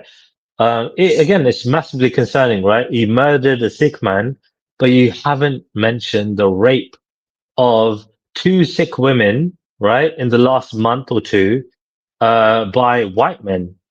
I've been talking about this on. But you haven't mentioned it today. All right, so not today because we haven't gotten onto this. So I've been speaking about this on TikTok, and I'm part of a group as well on WhatsApp where we're organizing in different areas to sort of like give out information, alarms, and all this kind of stuff. So obviously, with the rise in what I call kind of the far right, there is, in my opinion, an orchestrated attack on Asian people in particular, and they don't care if they're Sikhs or they're Muslims or they're Hindus. They're just getting the most vulnerable people, which these 2 girls were. There was another Sikh lady that was attacked with a taser and a metal bar, and that was a racially motivated as well. You would say it's orchestrated. I mean, that's pretty fucking harsh. I mean, I ain't gonna lie, that is No, quite no, no, no, no, serious no, no, no, no, no. I in believe it terms to of be orchestrated. orchestrated. All right. So you have two rapes in a small area within a 2 week time period. Statistically, of two Sikh women, statistically, that is a massive anomaly. Either it's an anomaly or it's orchestrated. I personally believe there is a orchestrated kind of like attacks happening, in my opinion, to stoke up racial tensions, right? And that's coming from the By far who? right. Who would I can't. orchestrate something like Yeah, that? I mean that's something that we're looking into from the side of books and them like, because we're trying to gather information, because there are these far right groups that are popped up around the UK, and some of them are actually located in Birmingham and places like that. And so doing this kind of stuff is going to stoke tensions, right? And I personally believe, and I may be wrong, like I said, I'm not always right, like people always say I am. I'm joking, but I don't know. I just think it's very, very strange that this It has is happened strange. in such a It is short strange, space of but time. don't you think, right? It's quite a unique coincidence how, you know what I mean, or you know what I mean, like it just happened to so happen when Tommy's doing his Unite the Kingdom thing, all the flags are out and everything else across the country, every motorway, you see you see an English flag everywhere outside of, East Ham and Southall, right? In between, right, in these certain white areas like Hillingdon and everywhere else, right? You see just, white flags, sorry, English flags everywhere, right? Like where people maybe coming out of the woodwork, right? Like these fucking cockroaches, yeah? Like being a little bit more bold and more brazen and going out there committing these fucking crimes, thinking, you know what? We don't give a fuck because they are dehumanizing, right, people but based on their ethnicity. You know what I mean? Through these kind of Well, rallies. this is what I've said, and I know people are saying, "Ah, you've turned hope like." I've said I don't want to be associated with any movement where the whole of that group is now demonized as being bad. And I know people are going to say, "Well, that's not the case." I believe that is the way the Tommy Robinson movement is starting to shift. Right? It's not. They're not saying anymore Islamists. They're not saying Muslim extremists. It's just Muslims, Islam, mosques. And for me, just as a human being, let alone a Sikh, I can never stand by that. And also, like I said, But with Tommy Robinson about his response to the rape of the Sikh sister, instead of just going, okay, this is wrong, anyone that does it, we're going to find them, blah, blah. He made a big blunder. And I think, I'm not saying it's his fault the next one happened, but I'm saying if you putting out the message that, okay, it's okay, the Sikh people are good, you shouldn't be doing this to them. Sorry, that's the wrong message, because no one knows the difference. yeah, If a Sikh you woman's you walking down the no road, you no you don't know. You no need you to. shouldn't be doing it. You shouldn't be doing it. Period. Right? You shouldn't be Yeah, that's what doing I'm it saying. to So anybody. The fuck. the message was totally, in my opinion, reckless, It because was it what? was obscure. Yeah, it was hell No, of no, no, no. I obscure. will You go know what I mean? further. It was reckless, because Yeah. that if I say that the Sikh people are good people, this shouldn't have happened to them. What you're indirectly saying or directly is that other groups are not good people. So if it happened to them, not a big deal. Now, the problem with that is that 2 weeks later, another Sikh woman was walking down the road and she was followed home, and then she was raped and then verbally abused racially, right? But then, So condemnation needs to just come out straight. Yeah, rape right, is wrong. It was wrong. but why condemn it in the first place if you are not thinking that you're a part of it? So surely his party, he must have felt some sort of guilt, like his movement had something to do with it. Yeah, look. No, look. I know people are going to say, look, whatever I'm saying is because I believe it, right? No one can force me into any position, right? I believe that Let's have an honest conversation in terms of like, this, look, women are being raped, men are being murdered, right? Let's have an honest conversation. You know what I mean? Like genuinely, it's not about, right or wrong, whatever, right? Like let's try and resolve the issue. Do you know what I mean? but Trillo, Oh, you this know thing what I about mean? the video that you see here, right, with the Sikhs on the screen, right? Like, I have differing views from each guy on that screen. I know each one of them personally, right? Now, my thing is, obviously, now as of today, me and Boops are more in line with the guy with the black glasses. I'm on that. Bobby, who I've only got to know recently since Thingy, his view, he went to the Tommy Robinson event, right? He went there, and the reason he went, in my opinion, it was because people were threatening him, busted up his house, threatened his kids to rape them and all this kind of stuff. And he was like, "I'm going to put two fingers up to you. I'm going right." Just say, that is atrocious. Yeah. yeah. That's how I believe that reason why he went there, right? Because he was getting threatened and stuff. No, but the thing is, as I'm going to be honest here, and I'm going to be straight here, and I've said it before. I don't think it's good for us as Sikhs. I'm not going to talk about Sikhs at the moment, right? Obviously, we're not. Manny's not a Sikh anymore; he's a Christian. But as Sikhs, right, we shouldn't be aligning with any movement which is calling for the outright removal of a whole group of people, right? And this is what I heard on the stage, right? And no one's clarified it to me to be anything else. If you say Islam doesn't belong in the West, you mean Muslims don't belong in the West, and how are you going to get rid of them? Now, does Islamists belong in the West? No. Do extremist Muslims belong in the West? No, in my opinion. Yeah, they shouldn't be here, in my opinion. How you get rid of them, whether you put them in prison or whatever, those are the people that are causing the issue, right? No, but they're not the issue, because if you look at the majority of the people that are already in this country, they're not fucking trying to bomb it. They're not trying to kill people. They're not a terror. They're not a threat. Most people are just working, doing their thing. And we're talking about the vast 99.9%. Right? If we're looking at actual threats to this country from Islam, right? Like, you know what I mean? That is generally the consensus. You know what I mean? All right. So Trilla, 99.9 are good. Trilla, if I said to Yeah. you, now obviously I agree with you. The majority of Muslims are good people, right? But it only takes an extreme percentage. It can only be 5% that can spoil the barrel, right? Now, if I said to you, as a population of Sikhs, right, let's just say we're only 1%, but we're on the terror watch list, at a fifth, now say 30%, right, or 25%. You have to start asking yourself, why is the terror? Obviously, we know other groups are on there as well, but why is this particular group on there? Shying away from this is only going to push the agenda over to the far right, which is what's happening. Okay, cool. So let's entertain that for a minute, yeah. And again, I disagree with your numbers and on the 5%. But when it comes down to literally looking at, let's just say, I think it's more, but half of that number on the watch list are can you just clarify? What do you mean? Can you just clarify? When I said, do you think it's more than 5% are extremists on the Muslim community? Less. No. It's definitely not less than that. No. It's 100% less than that. I can prove it to you. I proved it to you 4 years ago, and I'll prove it to you again. But when it comes down to it, right? If we're talking about people on the watch list, right? It's literally 50%. Let's just say, for argument's sake, right? Are British, white, English nationals, yeah? All right? Like, that are basically on the watch list as well. So why are they not talked about in terms of, like, you talking about the Muslims on the watch list? Why are the English white people not talked about on the watch list?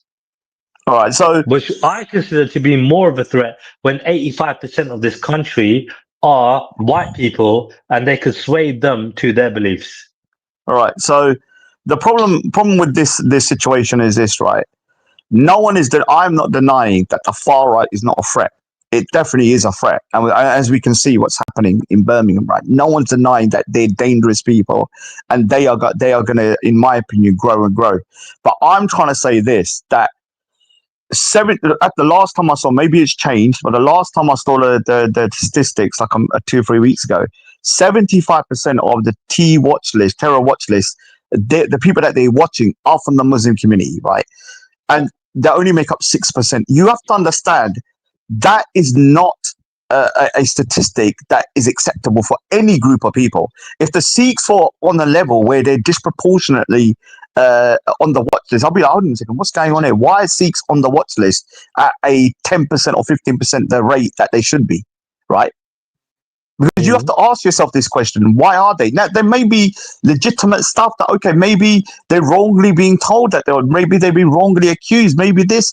But I have met enough people and spoken to enough people online and in real life that I've met real life extremists. One of them was Adam, what's it called? Adnan Rashid's cameraman, right? Who remember I showed him video, I showed him everything. This guy's with Adam Chowdhury, blah, blah, blah. And they would deny it. No, there's nothing to see here. Only when he went to prison all of a sudden, okay, I agree, Raj. Thingy. Now this is the issue, right? There are extremists, Trilla, within the Muslim community, and there are extremists within the Gauda community, in the white community. What's happening is that And yeah, there are extremists in every As community. Sikhs, yeah, There are extremists in the Hindu community, Sikh community, and every community. Yeah, go on. but what two groups are clashing? Okay, so when it come down to it, right? What is more concerning to you? I'm asking you honestly, right? What are you more concerned about? The Muslim extremists or the, British English extremists? Both, Who are you more both, concerned about? No, but who are you both, more concerned about? Who are both. you more concerned about? No, no, No, no. You I've said should be both. more concerned. All right, No, no, why no, no, are no, no. you not more concerned about? You're Yeah, but asking why me are on you a. not all right, all right. Let me elaborate on that question then. Why are you not more concerned about the English extremists who represent 85% of this country, who could basically fucking, you know what I mean? Instead of 2 rapes we've seen in a month, you know what I mean? You'll see fucking like hundreds. You know what I mean? Like Look, look, look, what the look. hell? There, And there, attacks and so on. there are having concern for both. I don't think it's unreasonable to say that I'm concerned about How Islamic many? extremism and the far right extremism because both of them are dangerous in different ways, right? As of today, the far right extremism are attacking, in my opinion, in this other way, which is like obviously what happened with the Sikh banner, with the rapes and the Sikh woman that was attacked. There was another one with the Mm. cab drivers. But on the other flip side, you have the Islamic extremists who are also maybe not directly attacking Sikhs, but I'm a British citizen, right? So I'm concerned about Mm. everyone. So if there's an attack that is motivated by Islamism, yeah, that is concerning to me Mm. as well, right? Because I could be walking down the street and someone could do a terror attack, and I could be attacked, or my family could be attacked. So both of them are Dude, concerning. look, listen. You're from a Sikh family. I think Manny's from a Sikh family. I'm from a Sikh family, right? We all understand, and I'll be totally honest. I'll say it, yeah. All right, that what I mean. End of the day, we know when it come down to our daughters and our sisters and our family members that are females getting married to or getting involved with Muslim guys, right? There is what I mean cause for concern, right? They could be converted, used, and so on, right? There are, what I mean, like this happened in the past, and we have cause for concern, right? So generally speaking, we don't promote it. We're not for it, right? And when it comes down to like applying it across the board, like look, genuinely, you've had Muslim guys I know personally as well that I went to school with that fell in love with Hindu girls and Sikh women, right? Like, in school. And they've had those long-term relationships and they wanted to marry each other and the community kind of like tried to step in because it was a Muslim guy and a Sikh girl. You know what I mean? Unnecessarily, by the way, right? So you've had these shit shows happen too. So like all I'm saying is, dude, yeah, like it's good to have opposition. It's good to show some strength and some muscle, right? Saying, listen, you can't take advantage of us. You know what I mean, right? We will be there and fucking, you know what I mean? Like to help our people, right? That's fine. But honestly, the majority of people nowadays, right? Like, I just think that, look, you know what I mean? It's become a political football. You know what I mean? Like this whole religion thing and everything else, right? Like the grooming scandal was massive, right? And I think that's a massive shit show. Yeah. And I'm like fucking massively concerned by that, right? But I don't think a lot of those Muslim guys that did that were, like holy, were practicing, Muslims and who knew a lot about their faith and so on. I think they were fucking shitbags and I think most Muslim guys would want to fucking, murder them anyway themselves. You get me? Yeah. I know about the hiding in the community of not talking about, people's kind of sins, in their own community so that their own community don't look bad. So it's a massive fucking issue we got to sort out here, right? But honestly, I just think the majority of Muslim people, I'm talking about 99.9, right, plus percent are good, right, in terms of not committing the crimes, not a threat to our society. Because if we were looking at above that, if you look at the numbers of how many Muslim people there are here, we're talking about like thousands, tens of thousands, right? If you said 5%, we're looking at freaking bloody Yeah, tens of thousands of people that are a threat to our society. And I think that's fear mongering. That's why I don't entertain that number. Do you No, no, understand? my percentage is probably very low compared to other people. Some people are saying 20, 30%. I think They might say 5%, it, but it's totally so inaccurate. 5% is in line with what most government organizations would say as well. 5%, right? Yeah, even if it was Oh my 3%, God. 2%, 4%, right? It's still, Manny, it's still. Manny, can you do me a favor? Could you just, while you got your computer, I've only got my phone right now. I don't have my PC to hand. Could you just check up, yeah, the population of the UK, Muslim people in the UK, and check up the what 5% is and what 0.4% is, yeah, or just check up 1% and 5%. Just do that, yeah. Save you the trouble. No, look, Do that for me, please. the issue is this, right? In my opinion, is that Yeah. we're all here, right? No one's. I know people are going to say, "Oh, well, we're going to deport everyone." No one's going nowhere, right? What do we do in terms of moving forwards and then living together without this kind of what I call kind of like kind of this narrative that there's going to be some sort of civil war? Because I don't think a civil war is going to happen. Because for a civil war to happen, you need two Mm. armed sides, in my opinion. Is there going to be civil unrest? Yeah. Probably right because I think people are feeling the pinch. Like, look, you need to understand, Trilla. Whenever people feel poor Civil war and they, between who? Wait, hold on. Civil war between who? Because if civil war was to ever happen, right, you know the ethnic minorities are going to stand together. Because civil war is always going to be between, right, the white people and everybody else. Who else is it going to be between? no, but I've said there's not going to be a civil war. No, but if there were to be, who would it? Because that's what Elon Musk was asking for. That's who Toby Robinson, who you vouched for, and Manny vouched for, by the way. Like is asking for who they Hold promoted. on, Trilla. Have you even listened to anything I've said in the last couple of weeks? Yeah, I listened to you, and I know you've retracted. All right, All and right, I take that into account. Trilla, But I'm saying previously you vouched it for him, doesn't right? matter. Hold on. The Right. point is this, right? What I find What? kind of disturbing about people is they're so polarized. Even if somebody goes, okay, Wow. I thought because at the time I supported Tommy Robinson, he was not Mm. calling for what you would say what you were saying today, right? And if But he people was, predicted it. I wouldn't have supported it. Now, is Tommy But people Robinson wrong? people predicted Oh, that. hold on, You can't say that. dude, whether people predicted it or not, the point is a lot of topics he was talking about and things he has said are true, right? So when he's talking about the grooming epidemic, right? And this was the Right. main reason why I sort of But he kind of wasn't started the to kind of first say person to talk about it. Other he people was were talking about it no, before him. you're straw manning me. I've never said that. What I'm saying to you is one of the Oh God. people, he's one of the people that spoke about it openly, Okay. including in the Sikh Okay. community. All right. When Cool. he's all right, so when he's talking about extremism, right? Bring Banksy up as well, is he there? Yeah, so No, even let when him he's jump talking, on when he wants so to. when you're looking at between 2017 and 19, there was 5 major terrorist attacks within the UK, right? I think 3 were London Bridge. One of the guys used to go Speaker's Corner. You had the Manchester attack and a few other attacks, right? During that time frame, when I was supporting Tom Robinson, there was 100% a real danger from the Islamic extremism to the point where people were dying on the streets of the UK, right? Now, is the situation different now? Yes.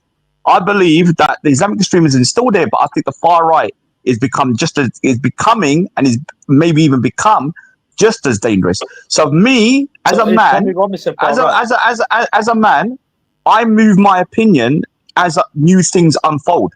How the So world is was in Tommy Robinson far right? 2018, I think he's gone to the far right now, in my opinion. Why? Why? What? So what made the shift? What made the shift between him being on the right to far right? Well, before when I used to kind of like listen to him, he was more in the realm of okay, and I don't believe he's racist. Yeah, this is one thing I still do not think. What he That's was you say is bollocks, that dude. hold on, Him what he inviting that people on the stage. No, you dude, told dude, me dude, all this it's from the last panel. No, but let me hold just on, let me interject. say Yeah. my opinion, Triller. Go on, go on, go on, go on, go on, go on. Just because you need to understand, just because you disagree with somebody, it doesn't mean you don't. We can agree to disagree and shake each other's hand and move on. I'm telling you what I believe.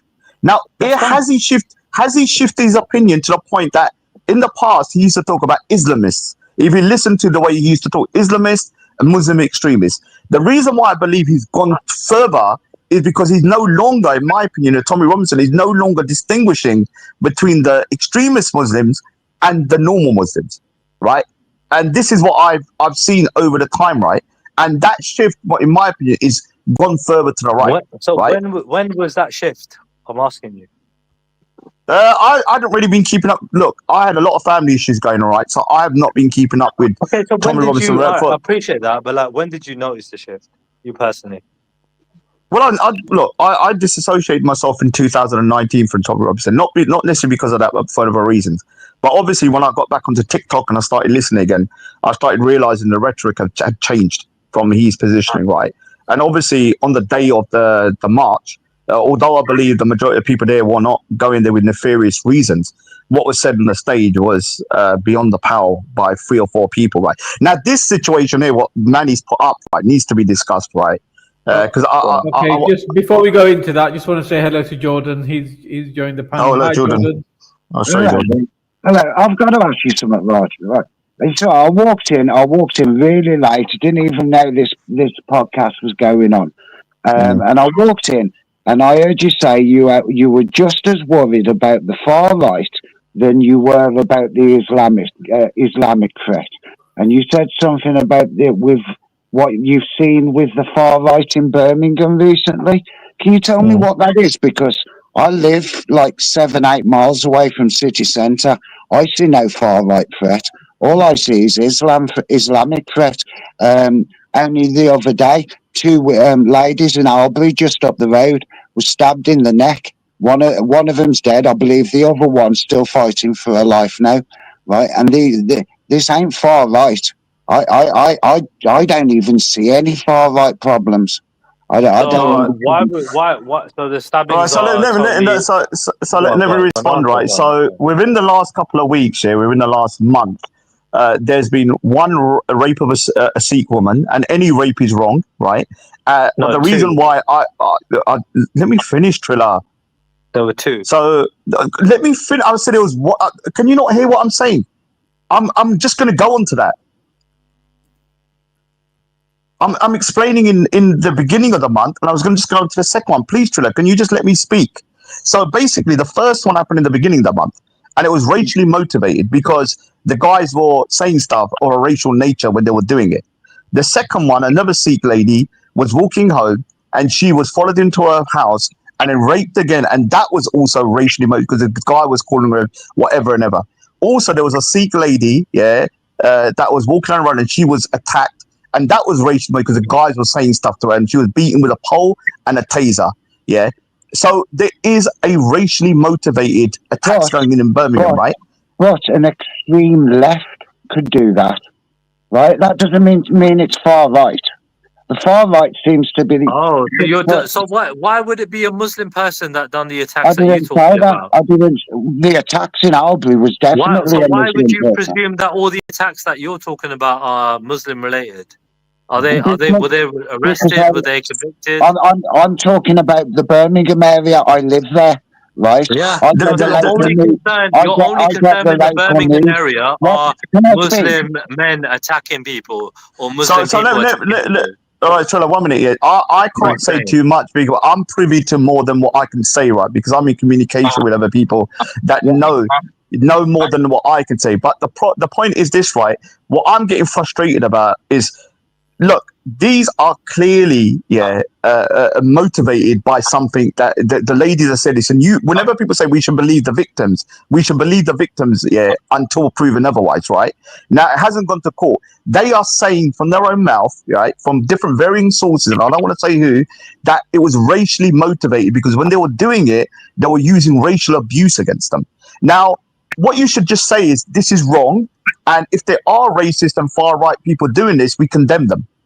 I agree, but just because somebody's using racial slurs... Yeah, you fucking denied it, bro. You called it... You said, how do you know it weren't from the left, you fucking twat? So the thing is, I don't see the problem.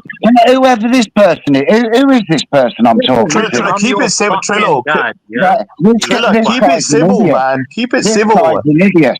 Can't you understand? White people can be extreme left and far right. All I'm saying we is, understand all that. I'm So saying, why were you no, presuming stop, that they were on the stop. left? Why were I'm you not. presuming that they were I'm on the not. left? I'm not. You're I'm defending the saying, right. whoa, this guy's an idiot. I have never. Whoa, I have never lost my temper on a podcast before. Right? Can you let people speak? Right? All I am saying is, just because racial slurs were said, that doesn't mean to say they are far right.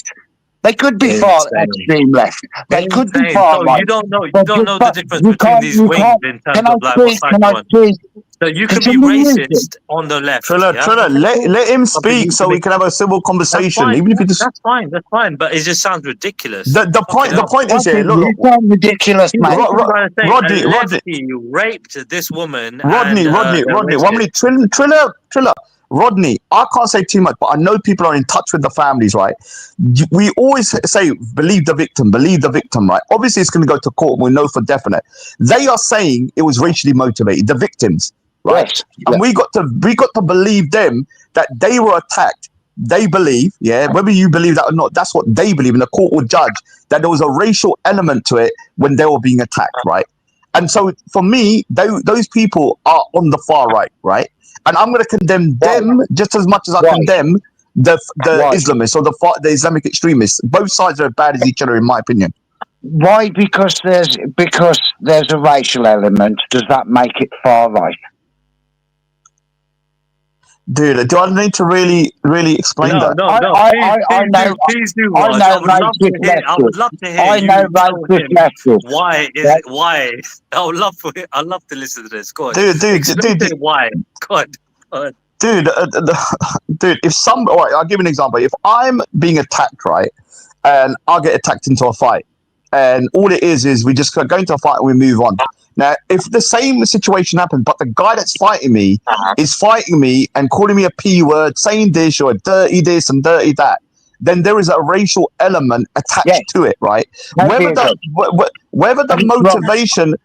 motivation was 100% motivated by race is not relevant. The point is, when the two females that were attacked, they have said clearly when they were being attacked, there was a racial element. So there was racial element to it. And to be honest with you, look, when it comes to the far left, as much as I think they're crazy, they're not racists, right? They're not going to be using this type of terminology. What I'm getting frustrated about is that just own it and say, look, the far right, these people are disgusting individuals. They need to be condemned. They need to be rooted out, rather than saying, well, they could have been the far left. They could have been this. We don't know, right? Because all that's doing is adding fuel to the fire, in my opinion, right? Because our people, well done. That was a good explanation. Well done, bro. People, right, are genuinely scared. So we ignore all racist lefties, because there are some. I know some. So we ignore all racist lefties and we just go for the far right. So you're talking about people that are condemning Israel and condemning baby killers. You're talking about all right. So first of all, right, I don't believe the majority of white people are racist, right? Because look, I'll give you an example. The reason I'm concerned is because I got a niece in Birmingham, right? And I'm going to be honest with you, she lives in a predominantly white area. She's never faced any racism. Everyone's been really nice to her and everything like that. And she's obviously a Sikh lady with a kid and a husband, right? And she's never had no issues. She said that 98% of the area is white, right? And they got English flags everywhere. I went there to visit her and there was English flags there. I never faced any issues, right? I'm not saying that the whole of the English people all in Birmingham are racist and all this. I'm saying there's an element there, in my opinion, that is getting stronger, and I think they're getting more bold, right? And I believe, now remember, it's the word believe, that these particular attacks are racially motivated because of the evidence that I know that I can't really say, right, publicly, because I'm in contact with people that know more, and they said that we're not allowed to speak about certain things because it might affect the case and stuff. Yeah, that's fair enough. Yeah. The thing is, look, it's like my wife just said, it's her who can't walk down the streets of Birmingham, right? And she's white, right? Yeah, I'll tell you what, yeah, the people that will probably come to her aid are Muslim men, yeah, if she was to ever get attacked in Birmingham. How about that? I take it you're a Muslim. Yeah, okay. No, you see. No, I'm not. You honestly believe that? I'm not.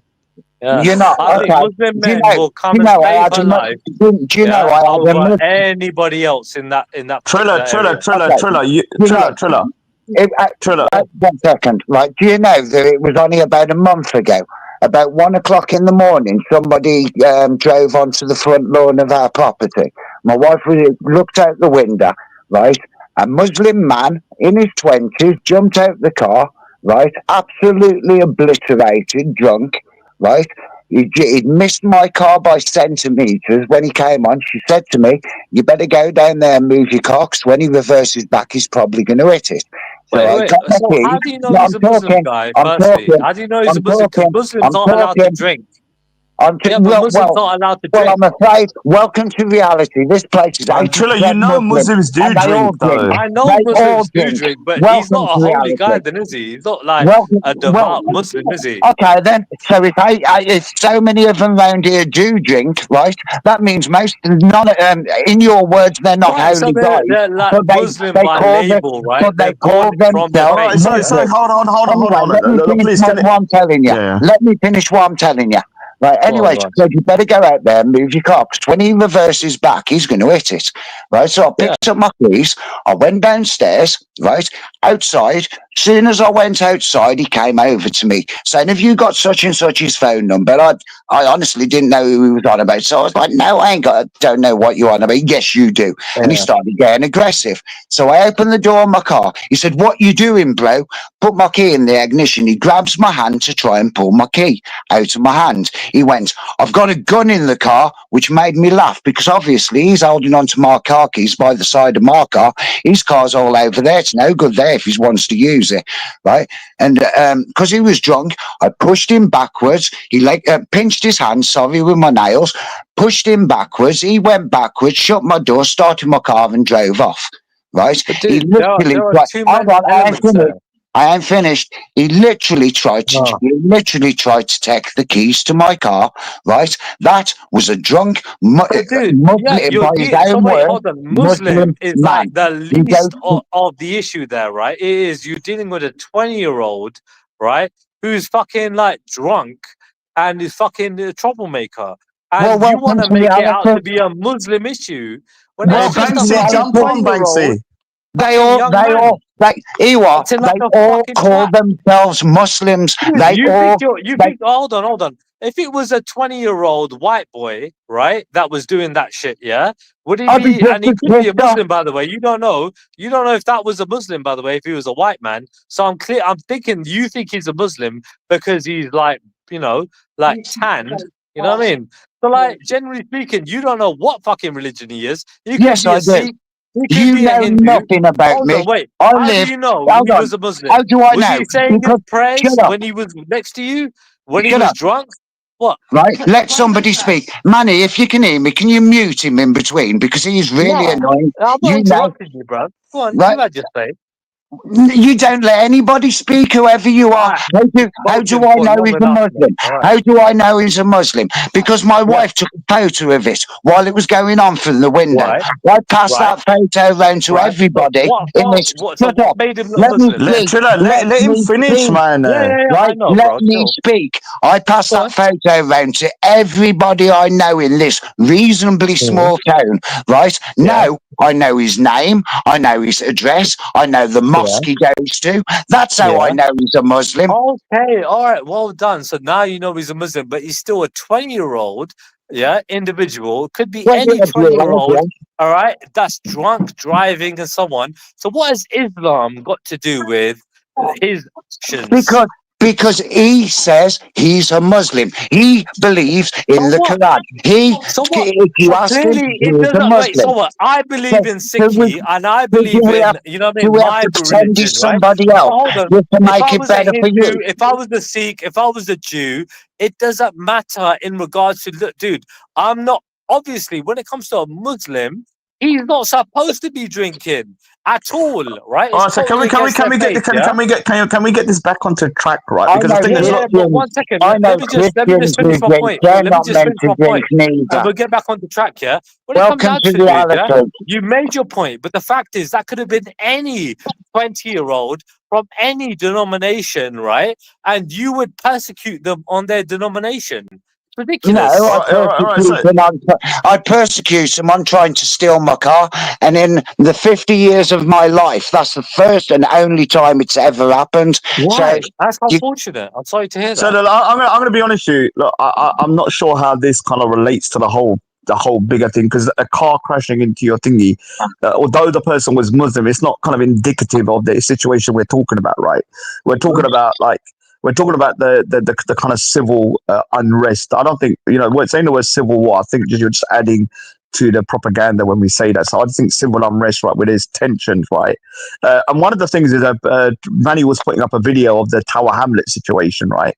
I don't know if you want to put that up, Manny. Yeah. Which is down the road from me, right? Now the problem with the money. Let me say something first, right? Every individual, especially men, have the right to kind of. If people are saying we're coming to your area, it doesn't matter what race it is. You have a right to come out if you feel like they're a threat to you, right? And to defend the area, right? Now, my issue with this situation is this, right? This is not the way to do it, because the problem is this is playing into the hands of the far right, because these guys who went out, 100% I believe the men should be able to defend their area if they feel like someone's coming in. But when you've got like hundreds of men with masks on, with Bangladeshi flags and Palestinian flags, and obviously I'm against what's happening in Gaza, the far right is going to, or the right is going to use this and say, hold on, look, we told you this was what it's like. They're taking over, because they're also using religious slogans. Now, Right. what I would have done as a Sikh, I would have said to everybody in the area, just come out, don't use religion, don't have no flags up. Even if you do have a flag, have the Union Jack out to say, look, this is our country, is all right. I don't know if you. I don't, Oh my why? God. Why not? Why not? You're Why not? Julia Jack. Oh my Why God. not? To prove a Oh point. my God. Do you not Oh my understand God. what I'm saying? When you got Tommy guys, yeah, literally the day before, like tearing up the Khalistani flag, right? What And have they you not? got like Chila, tearing up 60, calling us tu pitaja. terrorists, yeah. Did you? I But mean, tu that's the group pitaja. that you supported. No, That's the tu group that you pitaja. Because supported. the Trilla. Don't think you can start running your mouth, because you're being very rude today, Dude, right? you supported that No, group. you're being very rude today. What did I just say? Wait, hold on. I'm being very rude. Have I sworn at What you? did Have I been say? What did I disrespectful towards say? you? What did I You say? just said they should be holding up the British No. flag. And I said, What oh did I my God. say? What did I What say? is I wrong with said the Sikhs holding so. up their own So flag? let me. If What is wrong with the Sikhs holding up the let whole... me. The, Manny, you need to mute this guy, because I'm telling you, he's getting a dude, bit why do you lippy need to now, mute right? me? I'm not No. interrupting you. Because I'm the thing is, being quiet when you want to speak. you're not allowing me to speak, and you're making I'm accusations allowing you against to me. Which speak, dude. You're just not being conservative, bro. what did I just say? I said you You have a said the group. Sikhs should have been Let holding me up the Union finish. Jack. No. Let me finish what I said. I said the group that is coming into the area is saying this area is run by Muslims. They don't believe they're British. They're coming over to take over. They're Islamic extremists. And I said, instead of you going in the street all balaclavaed up, yeah, you can go to the street. That's fine. But when you know your opposition is making a claim that you're trying to take over, then you got Bangladesh flags out. You got Palestinian flags out. But you have no other flag out apart from that. And then you're shouting religious slogans. The people that are claiming that you're trying to take over are going to take all these videos and say you're trying to take over, because you're playing into their hands. All right, let me know when you're done. All right, can I talk? Yeah. Yeah, and so I said, and so let me finish. And I said, one way to take the power away from them is to not have any of that, and even go one step further and say this is our country as well, and have the Union Jack there instead of somebody else's flag.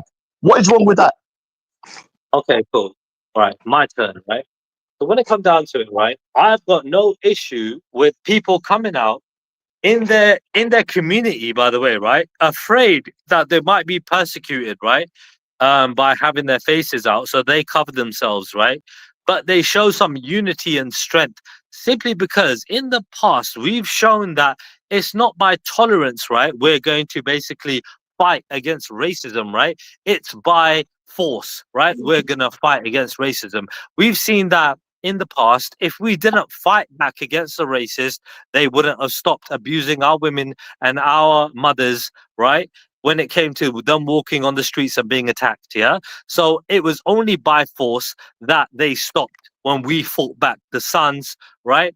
And you know what I mean, the fathers, right? Fought back. So when it come down to them, the men coming out, yeah, and showing strength in numbers, yeah, I've got no issue with that, whatever community they're from, because God knows, yeah, in this country, right, we've done that for a generation now, if not two. Okay, He's so weak. I think, yeah, He's weak. politically you're right, Raj. Yeah, politically you're right. When it comes down to it, it doesn't look good. Yeah, when it comes down to the overall picture, and you got people like GB News and so on and so forth looking at it and trying to pick on any bad thing. But let me tell you something, Raja. They'll go to any community and pick on any person that doesn't speak English very well and say, this is what this community is all about. And that is what their All right, so community is all Trilla, let me about. ask you a question, right? GB Yeah. News. All right, so you agree and me agree. The men have to come out. If somebody says to you in my area, we're coming No, the down women here, too. More the the women. women. All right, so but I'm saying One, you're out there to really protect the females. That's the whole thing, right? The no, point our is, community, our let elderly, me our finish. children, and Yeah, our women after that. Yeah. let me finish. What I'm saying, men coming out and going in the street and saying, look, we're not going to let these people walk through here unchallenged, right? It's fine. In fact, it's their right to do it and even their duty. I'm saying to you that if you know that GB News is going to pick on all these things, now they had the Bangladesh flag out, they had the Palestinian flag out, they were using religious slogans, right? The guy that was going there, do you know what he said? The reason he was going there, because he said this area is overtaken by people that don't support Britain and are Islamists. Now the point is, obviously they're not Islamists, most of them, right? Yeah. But the fact that the images that have come out now are just of those situations. What I'm saying is, you need to be smarter, right? People need to be Dude, smarter. your little sly dig there. You don't know if any of them there were Islamists, right? You said most of them weren't. You don't know if any of them I were. don't know. But How carry do on. I know? You do Right. understand that. All But right. So if I you're said, if presuming that some so, of them were. yeah, there's going to be. Like bar at the top of their All right. voices and setting off flares and All right. So there was a guy. The fact that you see that as a sly dig shows me that you're being disingenuous. Do you know the guy when they were Why? walking down? Right, when they were walking down, Yeah, there was no, a I saw guy the from the video. far. I saw the There was a video. far left guy who said, "We're with you." That guy, in my opinion, was an Yeah. Islamist. You know why? He said, Why? "No, you're not," Right. because So his how do you know? So ideology. Islamists are generally like, so again, so somebody who might have a discrepancy about certain people, right? Maybe him in particular, I don't know. And like personally, yeah, you don't know if it was So a are you personal telling thing. me out of 10,000 men in that thing, none of them would have been extreme? Look, dude, that was one No one altercation, but you're presuming that there was one Islamist out of that altercation. I don't know. Like, we might I be said to right, you, but you might be wrong. I said to you, yeah, that the majority of people were not, but I 100% believe there would have been a small percentage that were. No, 100%. right. Do you know Well, why? then, no. Do you know what? Do you know why? Do you know the mosque in Whitechapel that I live down the road from? There was a Channel 4 documentary on that mosque, right? And that mosque used to have the most hateful preachers. That, in fact, there was a woman there that used to teach the women, the females, about us kuffars being dirty and all this. A lot of the guys, some of the guys that even done tea attacks, some used to go to that mosque. So to say that you don't believe there's no Islamists or extremists within that group of people, statistically, it's impossible. No, I'm saying that from the example that you presented, right? That you're basically making out that that person was an Islamist, yeah? From that example, All right, so I'm right? just, I'm yeah, I saying agree it's with hard you. to I agree prove. with you. On that, it could have been. I'm just assuming, right? So you may be right, I Yeah. might be right. I don't know, but all I will say is that the way he conducted himself when he's saying we're not aligned with you, in my opinion, for me personally, I may be wrong. Obviously, I'm not. I don't know Yeah, it what's in could his be. It mind. could be anything. Like, yeah, Sounded like he it was could just be somebody that. pissed off. Like, it could be anything. Like, we don't know why he done that. You know what I mean? Don't know the guy. Don't know his politics. Don't know anything about him. Why he said it. Like, you know what I mean? Bring up That's all I'm Banksy. saying. He's saying some pretty crazy stuff. Banksy, come on, man. Have you barred back? Banksy, you're very quiet, man. Banksy is just extreme as hell. Well, we know these extremist atheists go mad after a bit. He's gone mad He's for the these most extreme atheists. atheist you ever see on these panels. Fucking hell. No. I'll be honest with you. Most But I love Iranians him. in the Big up Banksy. Big up. yeah, big I up love Banksy though. Big up He's Banksy. my favorite extremist atheist ever. Well, at least he's kind of like consistent. He wants to get rid of all religion and he wants the UK to be debauched, a degenerate country. But again, I think again, Jordan when it comes wanted down to say it, but something. see, One like, minute, if he's gentlemen. against all religions, sorry, Manny, sorry to interrupt you. Go on. No, but he wants degeneracy as well, though. Trilla, I'm going to get this question in. Trilla, you turned around and said all them Muslims, right, in balaclavas and that lot, they had a right to march along and do whatever they wanted to do, blah blah blah. Yeah. So Yeah. why can't Tommy Robinson's lot do the same? So when it comes down to it, right, again, when you look at Tommy's last demo, right, they invited people who were against all religions, all denominations, and also other people they invited on stage denouncing other faiths and religions and expression, right? And I thought Tommy's demo was supposed to be about freedom of his speech and freedom of expression. When they're denouncing freedom of speech and freedom of expression, right, from other communities, it was just hypocrisy in its fucking, you know what I mean, finest form. Like, honestly, Right. like, when it come down to what was the last thing? I mean, it was just madness, bruv. I mean, what did you get from that demo? I mean, his whole thing led up to that one September 13th. I mean, what did you get out of that, bruv? I mean, Right. that's what Tommy's about. I mean, So, surely, if you didn't see the okay. racism, we can show you all the It's right, stop racism, a sec, all the stop a sec. hatred. Yeah, you can stop a sec then. Right, so Muslims, the Muslim Islamic religion, how tolerant is that to other cultures, other groups, and other religions? So we don't live in a You Muslim keep saying country, we. right? You We say live in you're the not UK, Muslim, but you keep saying right? But we. Are you a Muslim? Are you a we're not Muslim? Muslims, and we don't live in a Muslim country. We live in the UK. Can I say something? Hold on, Trilla, one thing. The thing is, yeah, look, I agree. When you're looking at Sharia, it can be very barbaric, right? In terms of the unaliving, the execution of lots of different groups, right? But I don't believe becoming like them, like some Christians, like are becoming like quite fundamentalist in terms of you're only Christians, is the right way to go, because you're basically parroting what they're doing, right? And the thing is, Christianity, from my understanding, is better than that, right? Is more compassionate. So the situation at the moment, whether you like it or not, Muslims are here, right?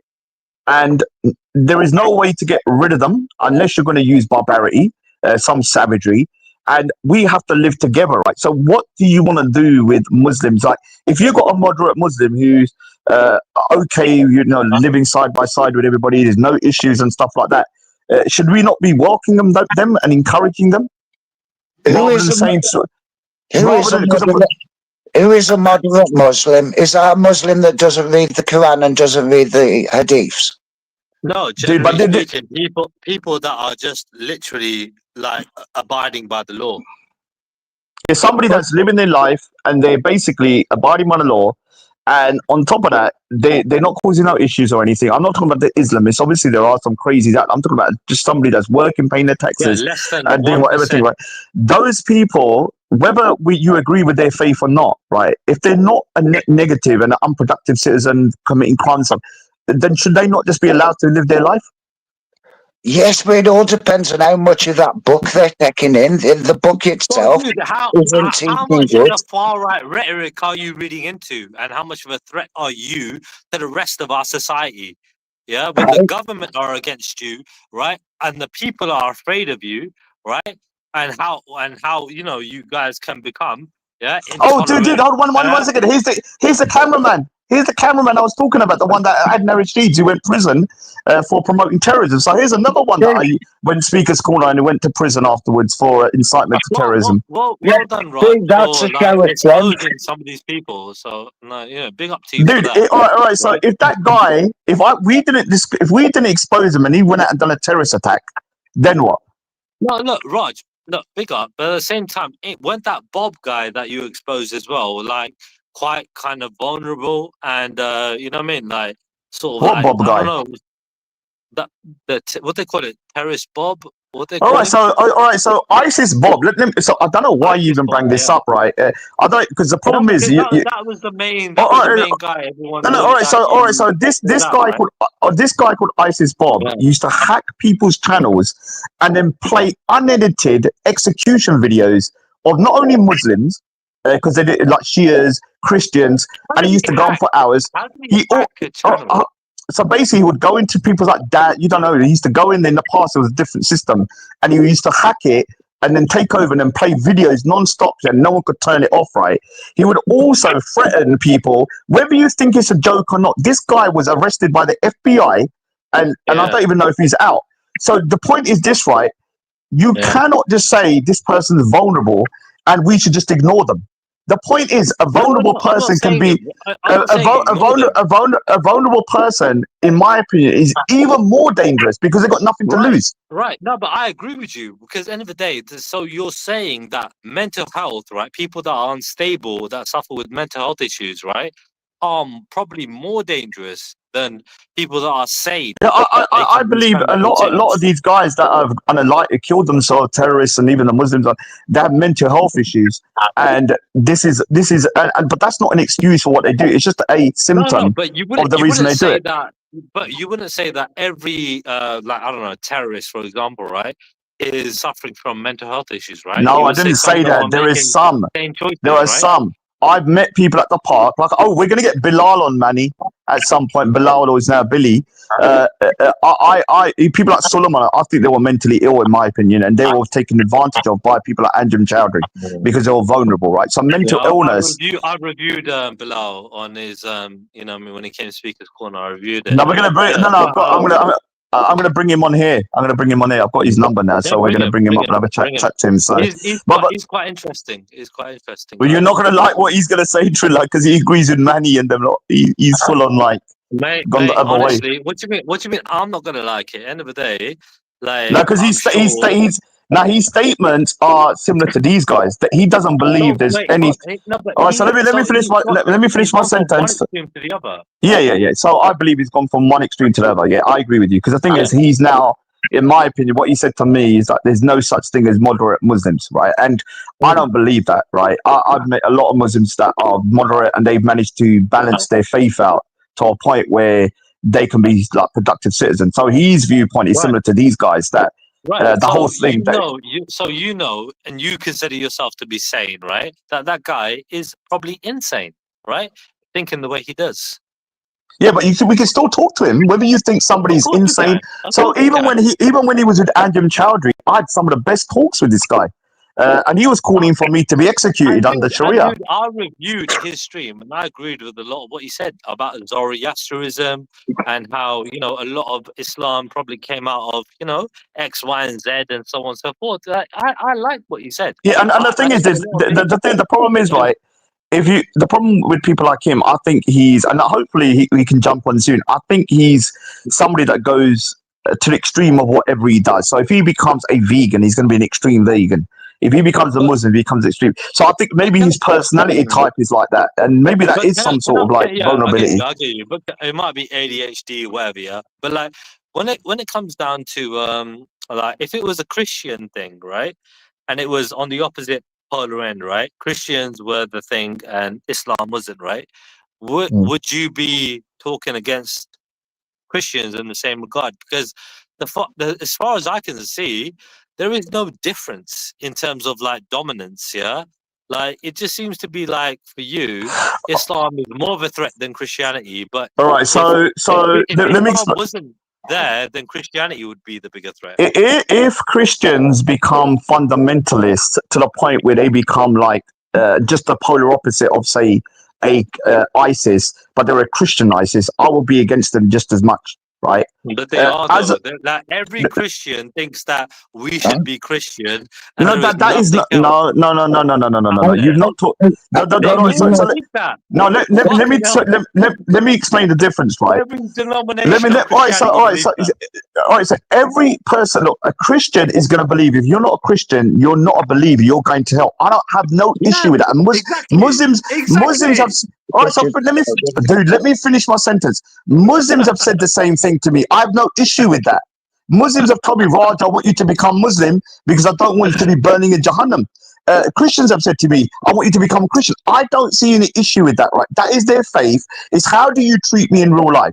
The difference between Christianity and I'd say Islam is this, right? There's a separation of church and state within Christianity, right? In this country. So even look, there's a separation of church and state, yeah. And the other thing is there is no real doctrine of what I call dhimmi status in the doctrine of Christianity. So within Islam, it's clear that if you are not a Muslim, you're a dhimmi, right? You have to pay a different tax, and you're going to be treated differently.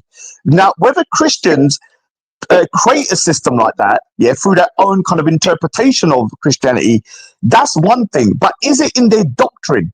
From my understanding, I've not seen it, right? The demi thing, the whole tax thing, yeah, is just a normal thing in terms of like, if you look at equivalents to like being taxed in the UK, working, right? You're going to get taxed anyway.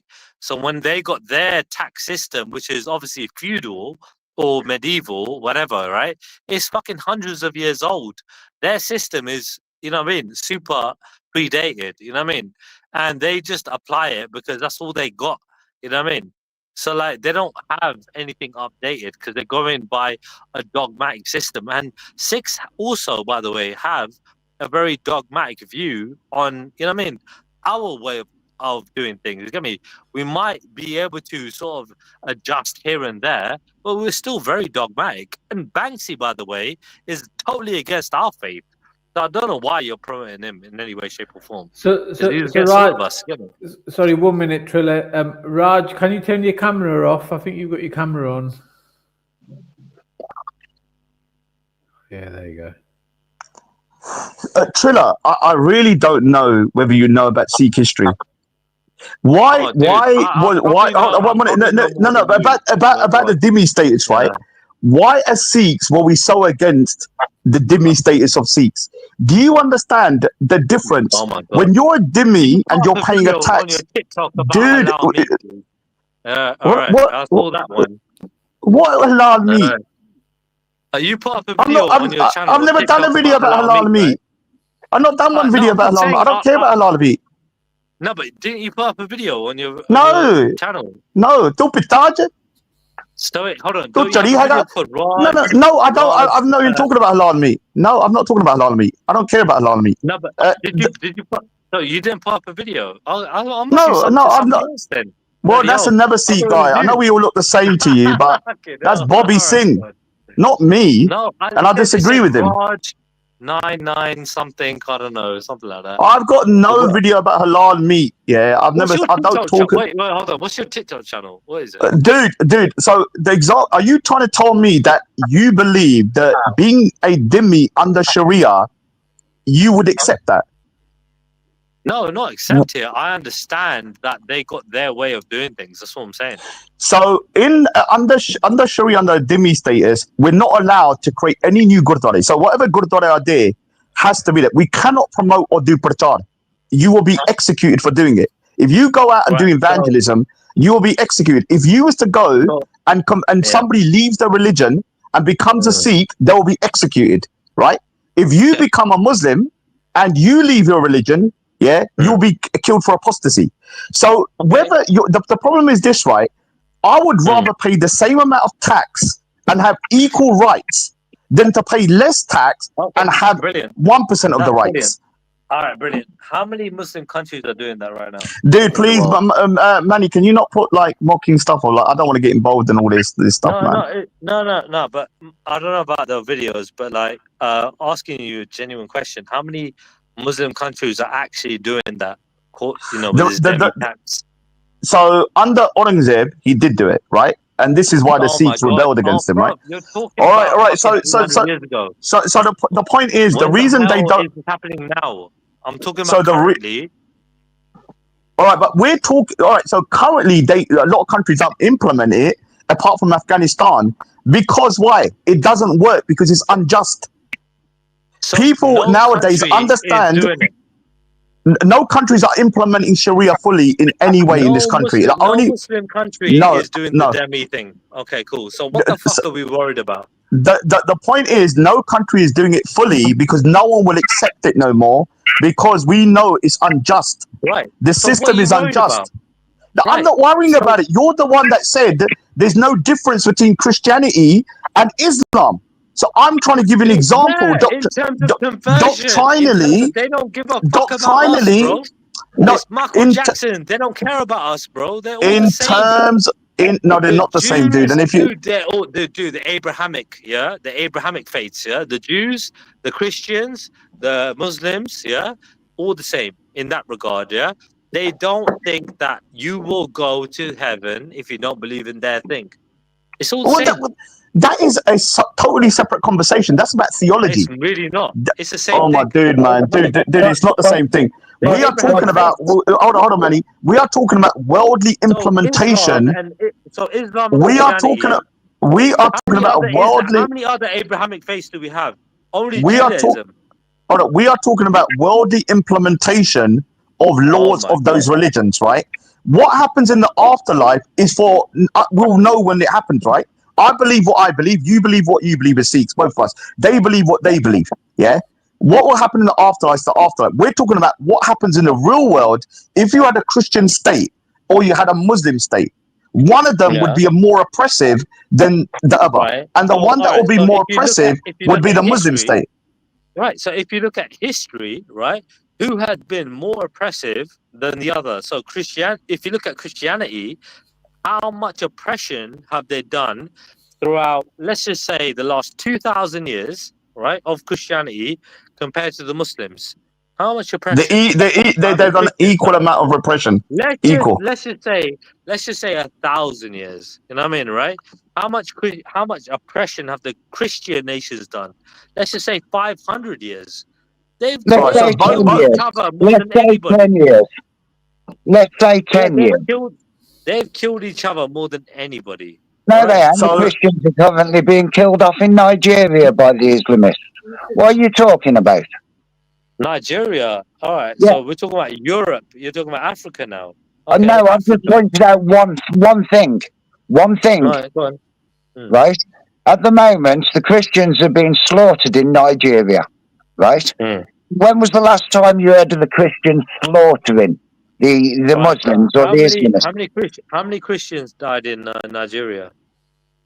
I ain't got a figure for it. I ain't got a number. I mean, well, Even Google it, mate. President Trump I mean, talked about it. mate, Even President I'm sure they, you Trump got a talked about computer. it. If you don't no, mind, I can't fact check you right now. If you don't mind fact checking yourself, that'd be great. Right? no, I'm asking you a question. right. So Boko Haram, yeah, and also the people that designate whether something's a genocide, they've already independent body have already said that there's been a genocide or it's going to be a genocide of Christians. Christians have been killed in Nigeria by Boko Haram. You know, Boko Haram is basically the ISIS, but the African version. They're killing Muslims as well. Not just thingy. Yeah, I'm aware.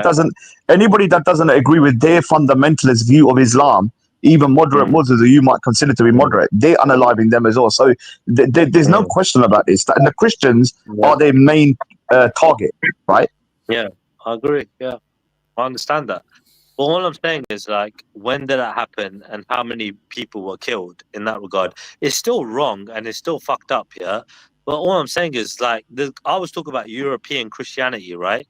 He's obviously come back with the Islamist, you know what I mean? Like, you know what I mean? Like, rhetoric. Yeah, but can I tell you the difference though? Like, no one's going to deny that Christian Europe has done some of the most unbelievably barbaric stuff around the world, right? There's no taking away from that, right? Where it came to a point where Muslims were actually looking after Jews. Let me just finish, right? The difference is this, right? Muslims have done that as well. We know what we've done in India, all around Afghanistan, all around these areas where they conquered areas and took over, right? They did the same thing, but in a different way. The difference is this, Trilla. When you look at the life of Jesus, these Christians that were doing this are actually going against Jesus's teachings, right? 100%. The difference is, so Trilla, let me finish, please. You have to look, when we look at Sikhs, right, we look at the characters of the Gurus, right? And we try to say, okay, this is what the Guru's done. Christians, we don't always follow that. Sikhs do bad stuff, but we're not following the Guru's moral compass. But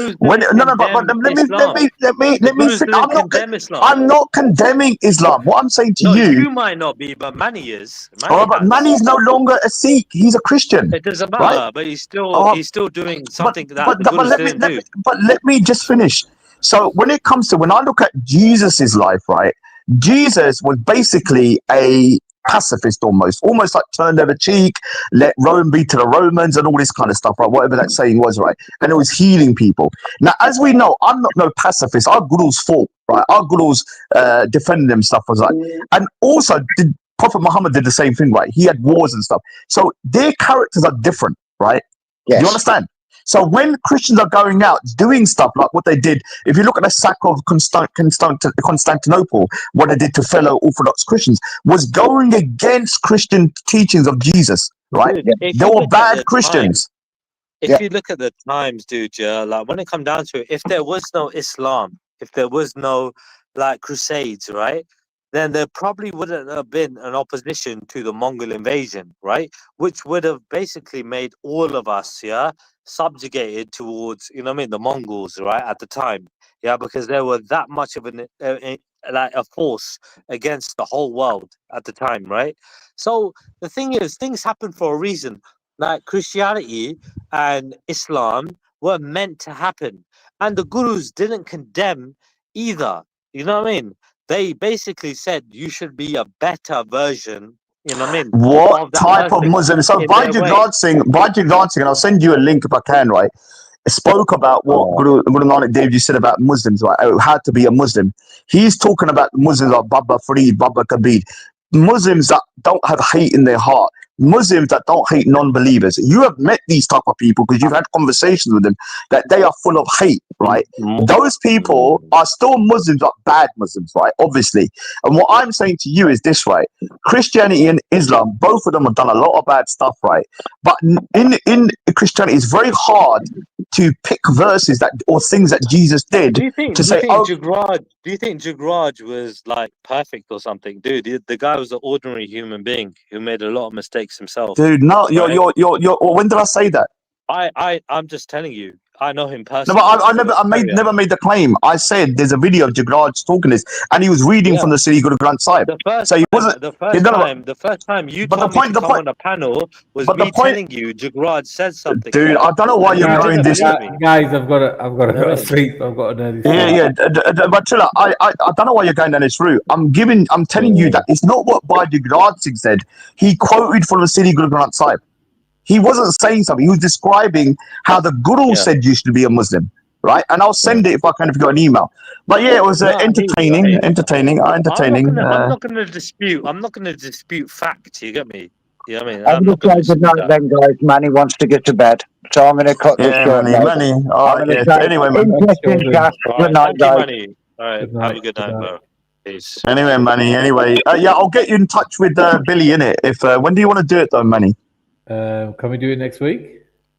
What day? You give me because I need to message him and get it all sorted out. So what, next week? What, Sunday? Saturday? What? I'll leave it up to you. No, because I'm going to kind of not really be... I've already spoken to him at length. Okay, perfect. So I'm saying that I'll come on, but I'm not going to be like the main person. So you do what's according to you, and I'll try and fit myself around that. Okay, so and remind me not to come on a panel when Trilla's had a bit of a tipple tapple because I can't deal with it, man. Because the thing is, like, I can't deal with it because when he's totally sober, he's good to talk to, and this is why I fell out with him.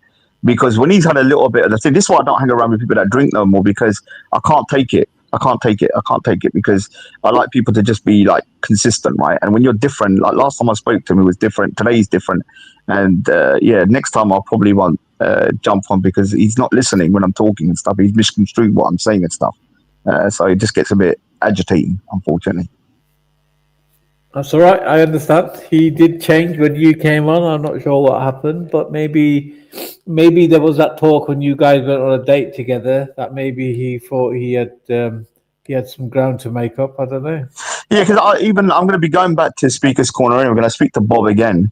And I didn't actually. I spoke to Bob the builder, Big up obviously, Bob. right? But Big up Bob yeah, speakers. big up to Bob. And the thing is, I don't understand why he's upset that Christians think we're going to go to hell. Like, why Muslims think that? Christians think that. Big deal. We'll find out when the end times happen. When our lives end. Who's right? Right. So I don't understand why I take how do people treat me in this life, right? And so far, Christians have always been respectful to me, right? So what if they think I'm burning in hell afterwards? Muslims think the same thing. Like, I don't understand what his problem is. He doesn't have a problem with Muslims that think that. You understand? Mm-hmm. Yeah, because Bob said on there, obviously, because you can't be a Christian and say you think everyone's going to heaven, because then you're not a Christian, right? Am I being mad? Yeah, you've been right. You can't be a Muslim and say that you don't believe in Prophet Muhammad, but you're still going to heaven. It doesn't. You're not thinking. Do I agree with it? No, obviously I'm a Sikh, right? But that doesn't mean I'm so sensitive that I'm sitting here thinking, oh my God, these people think I'm burning in hell, because I know they're not coming from a bad place, right? And Bob has always been very respectful. But I need to speak to him a bit more in depth about some of the things he says, because some people are a little bit were asking, like, what does he mean about multiculturalism and all that kind of stuff. I kind of understand what he's saying. He doesn't believe in multiculturalism. I think he says that. I think he obviously, I don't want to go too deep in it, but I just want to ask you, when he says he doesn't believe in multiculturalism, I took from that he believes there should be a dominant culture and the other cultures are there, but they're not on the same sort of like level. Like you have the main culture. Would you take that what you're saying, or am I misconstruing what you're saying? Or you're not listening? I'm semi-listening. I'm kind of I'm shutting down, to be honest. Oh God, you're cutting that at the wrong time. We'll do it next week, then I'll try and find out from that. Let me get in touch with my PA and see what my schedule is like next week, and I'll message you. What do you mean your PA? Are you using a euphemism for boyfriend? Oh, do you not let Banksy on now? It's not that I don't let Banksy on. It's not a case of that. What? Why didn't he jump up then? Because he knows better to try and jump onto my channel. Yeah, but I like to have him there because he's like the problem with the degeneracy and the lack of traditional values. So we can have him as a moral compass about what goes wrong. Banksy's part of the problem. He's not part of the solution. Big up Banksy. But he is part of the problem. Like what I was trying to say, like earlier, when I'm saying people like should go back to Christian roots, it's pretty simple. Just go back to traditional values, right? And then a lot of the Christian won't chop your head off for being sick. Yeah. That's the thing. I don't think he understands the difference between. And also within Islam, Sikhs are not even seen as people of the book. So we don't even have the choice. We have to either convert or head gets lopped off. Whereas Christians have the choice that they can give to be a dhimmi. We can't even be a dhimmi. So I don't know whether he's gone back to being full Abdul Trilla. Would you agree?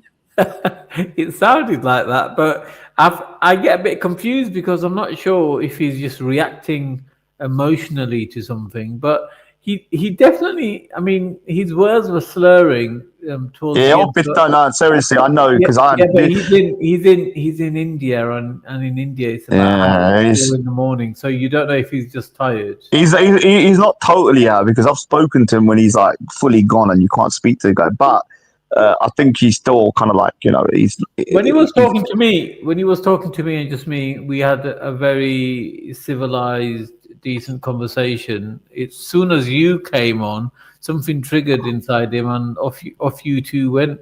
I wasn't even listening. I just jumped straight on, so I didn't even know what the topic was. Right? I got no issue with the guy, but then Jordan came on. I don't know what Jordan said to him, but he was. No, but man, you need to understand one thing, right? I know a bit more about what's going on in Birmingham, right? There's been those two rapes have been racially motivated, right? Or they definitely had a racial element to it, right? And there's been attack on a Sikh woman as well. Now, obviously, any attack against anyone is wrong, but when there's a racial element to when they're calling them this and that, and they go back to your own country, like there is a racial element then, right?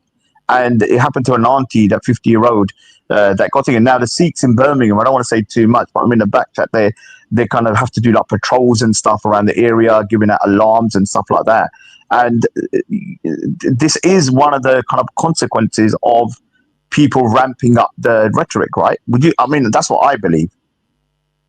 People are being dehumanized. Like, these racists don't know the difference between a Sikh or a Muslim or a Hindu.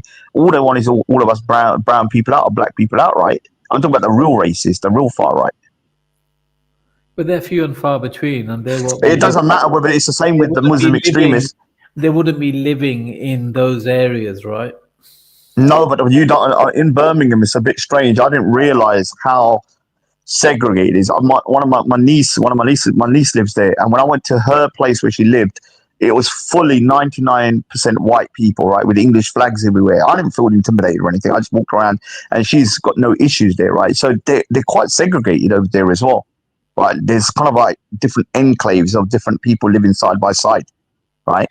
Now, I'm sorry, like, I think when even if it's a small percentage, which I agree is with you, even that small percentage are dangerous, right? Like the way the Islamic extremists, there may be a small percentage, but they cause a lot of noise, right? And cause a lot of damage, right? Same with the far right. Yeah, the far right are growing many, and I don't care what anyone else says, man. They're definitely growing, and I think one of the reasons they're going is because people are not addressing the real issues about what we spoke about earlier. Manny Trilla's kind of like now saying there's not an issue. I don't understand what you're talking about. If 75% of the terror watch list is made up of Muslims and they only make up 6%, something's going on, right? There's extremists in that community that need to be rooted out. Anyway, Manny, I'll let you be off. I'll message you. Okay, thank you for that headache. No worries, my pleasure. Always. Do you know what? Yeah, it brings back. You know, I got a trauma from the conversations I used to have with him before. When he used to start annoying me, and I'd have to tell him to, like, you know, stop, because he starts to cross lines, right? And I'm like, dude, like, don't cross that line with me, man. Like, you know, don't disrespect me. And then I have to sort of do it today as well. And I don't want to have to do that. You're bringing back bad memories, man. Next time I'm not jumping on if I feel like he's a little bit tipsy, because he can be quite hard to talk to when he's like that. Anyway, Manny, man, I'll let you be off. I'll see you later. Anyway, take care, man. Take care. Thanks for coming on. Bye.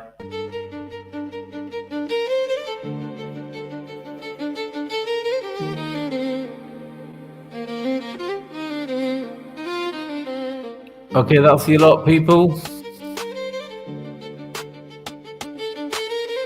That turned out to be a bit spicy, didn't it? Thank you to Trilla, Raj and Jordan for coming on.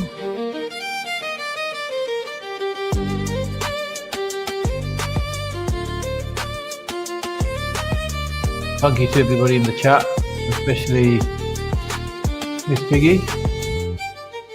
It was very weird, Miss Piggy.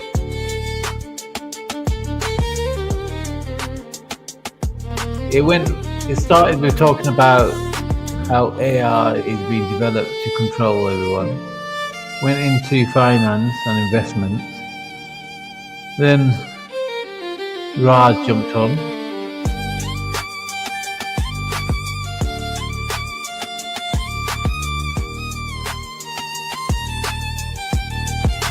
I don't know what Jordan came with, but it was definitely fireworks.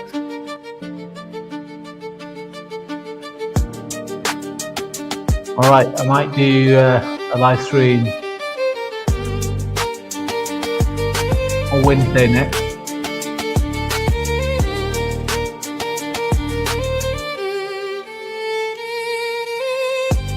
Maybe Monday as well.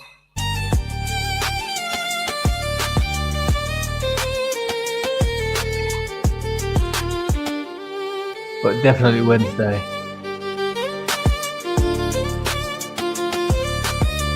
And as Raj was saying, we're going to get Billy, formerly known as Bilal,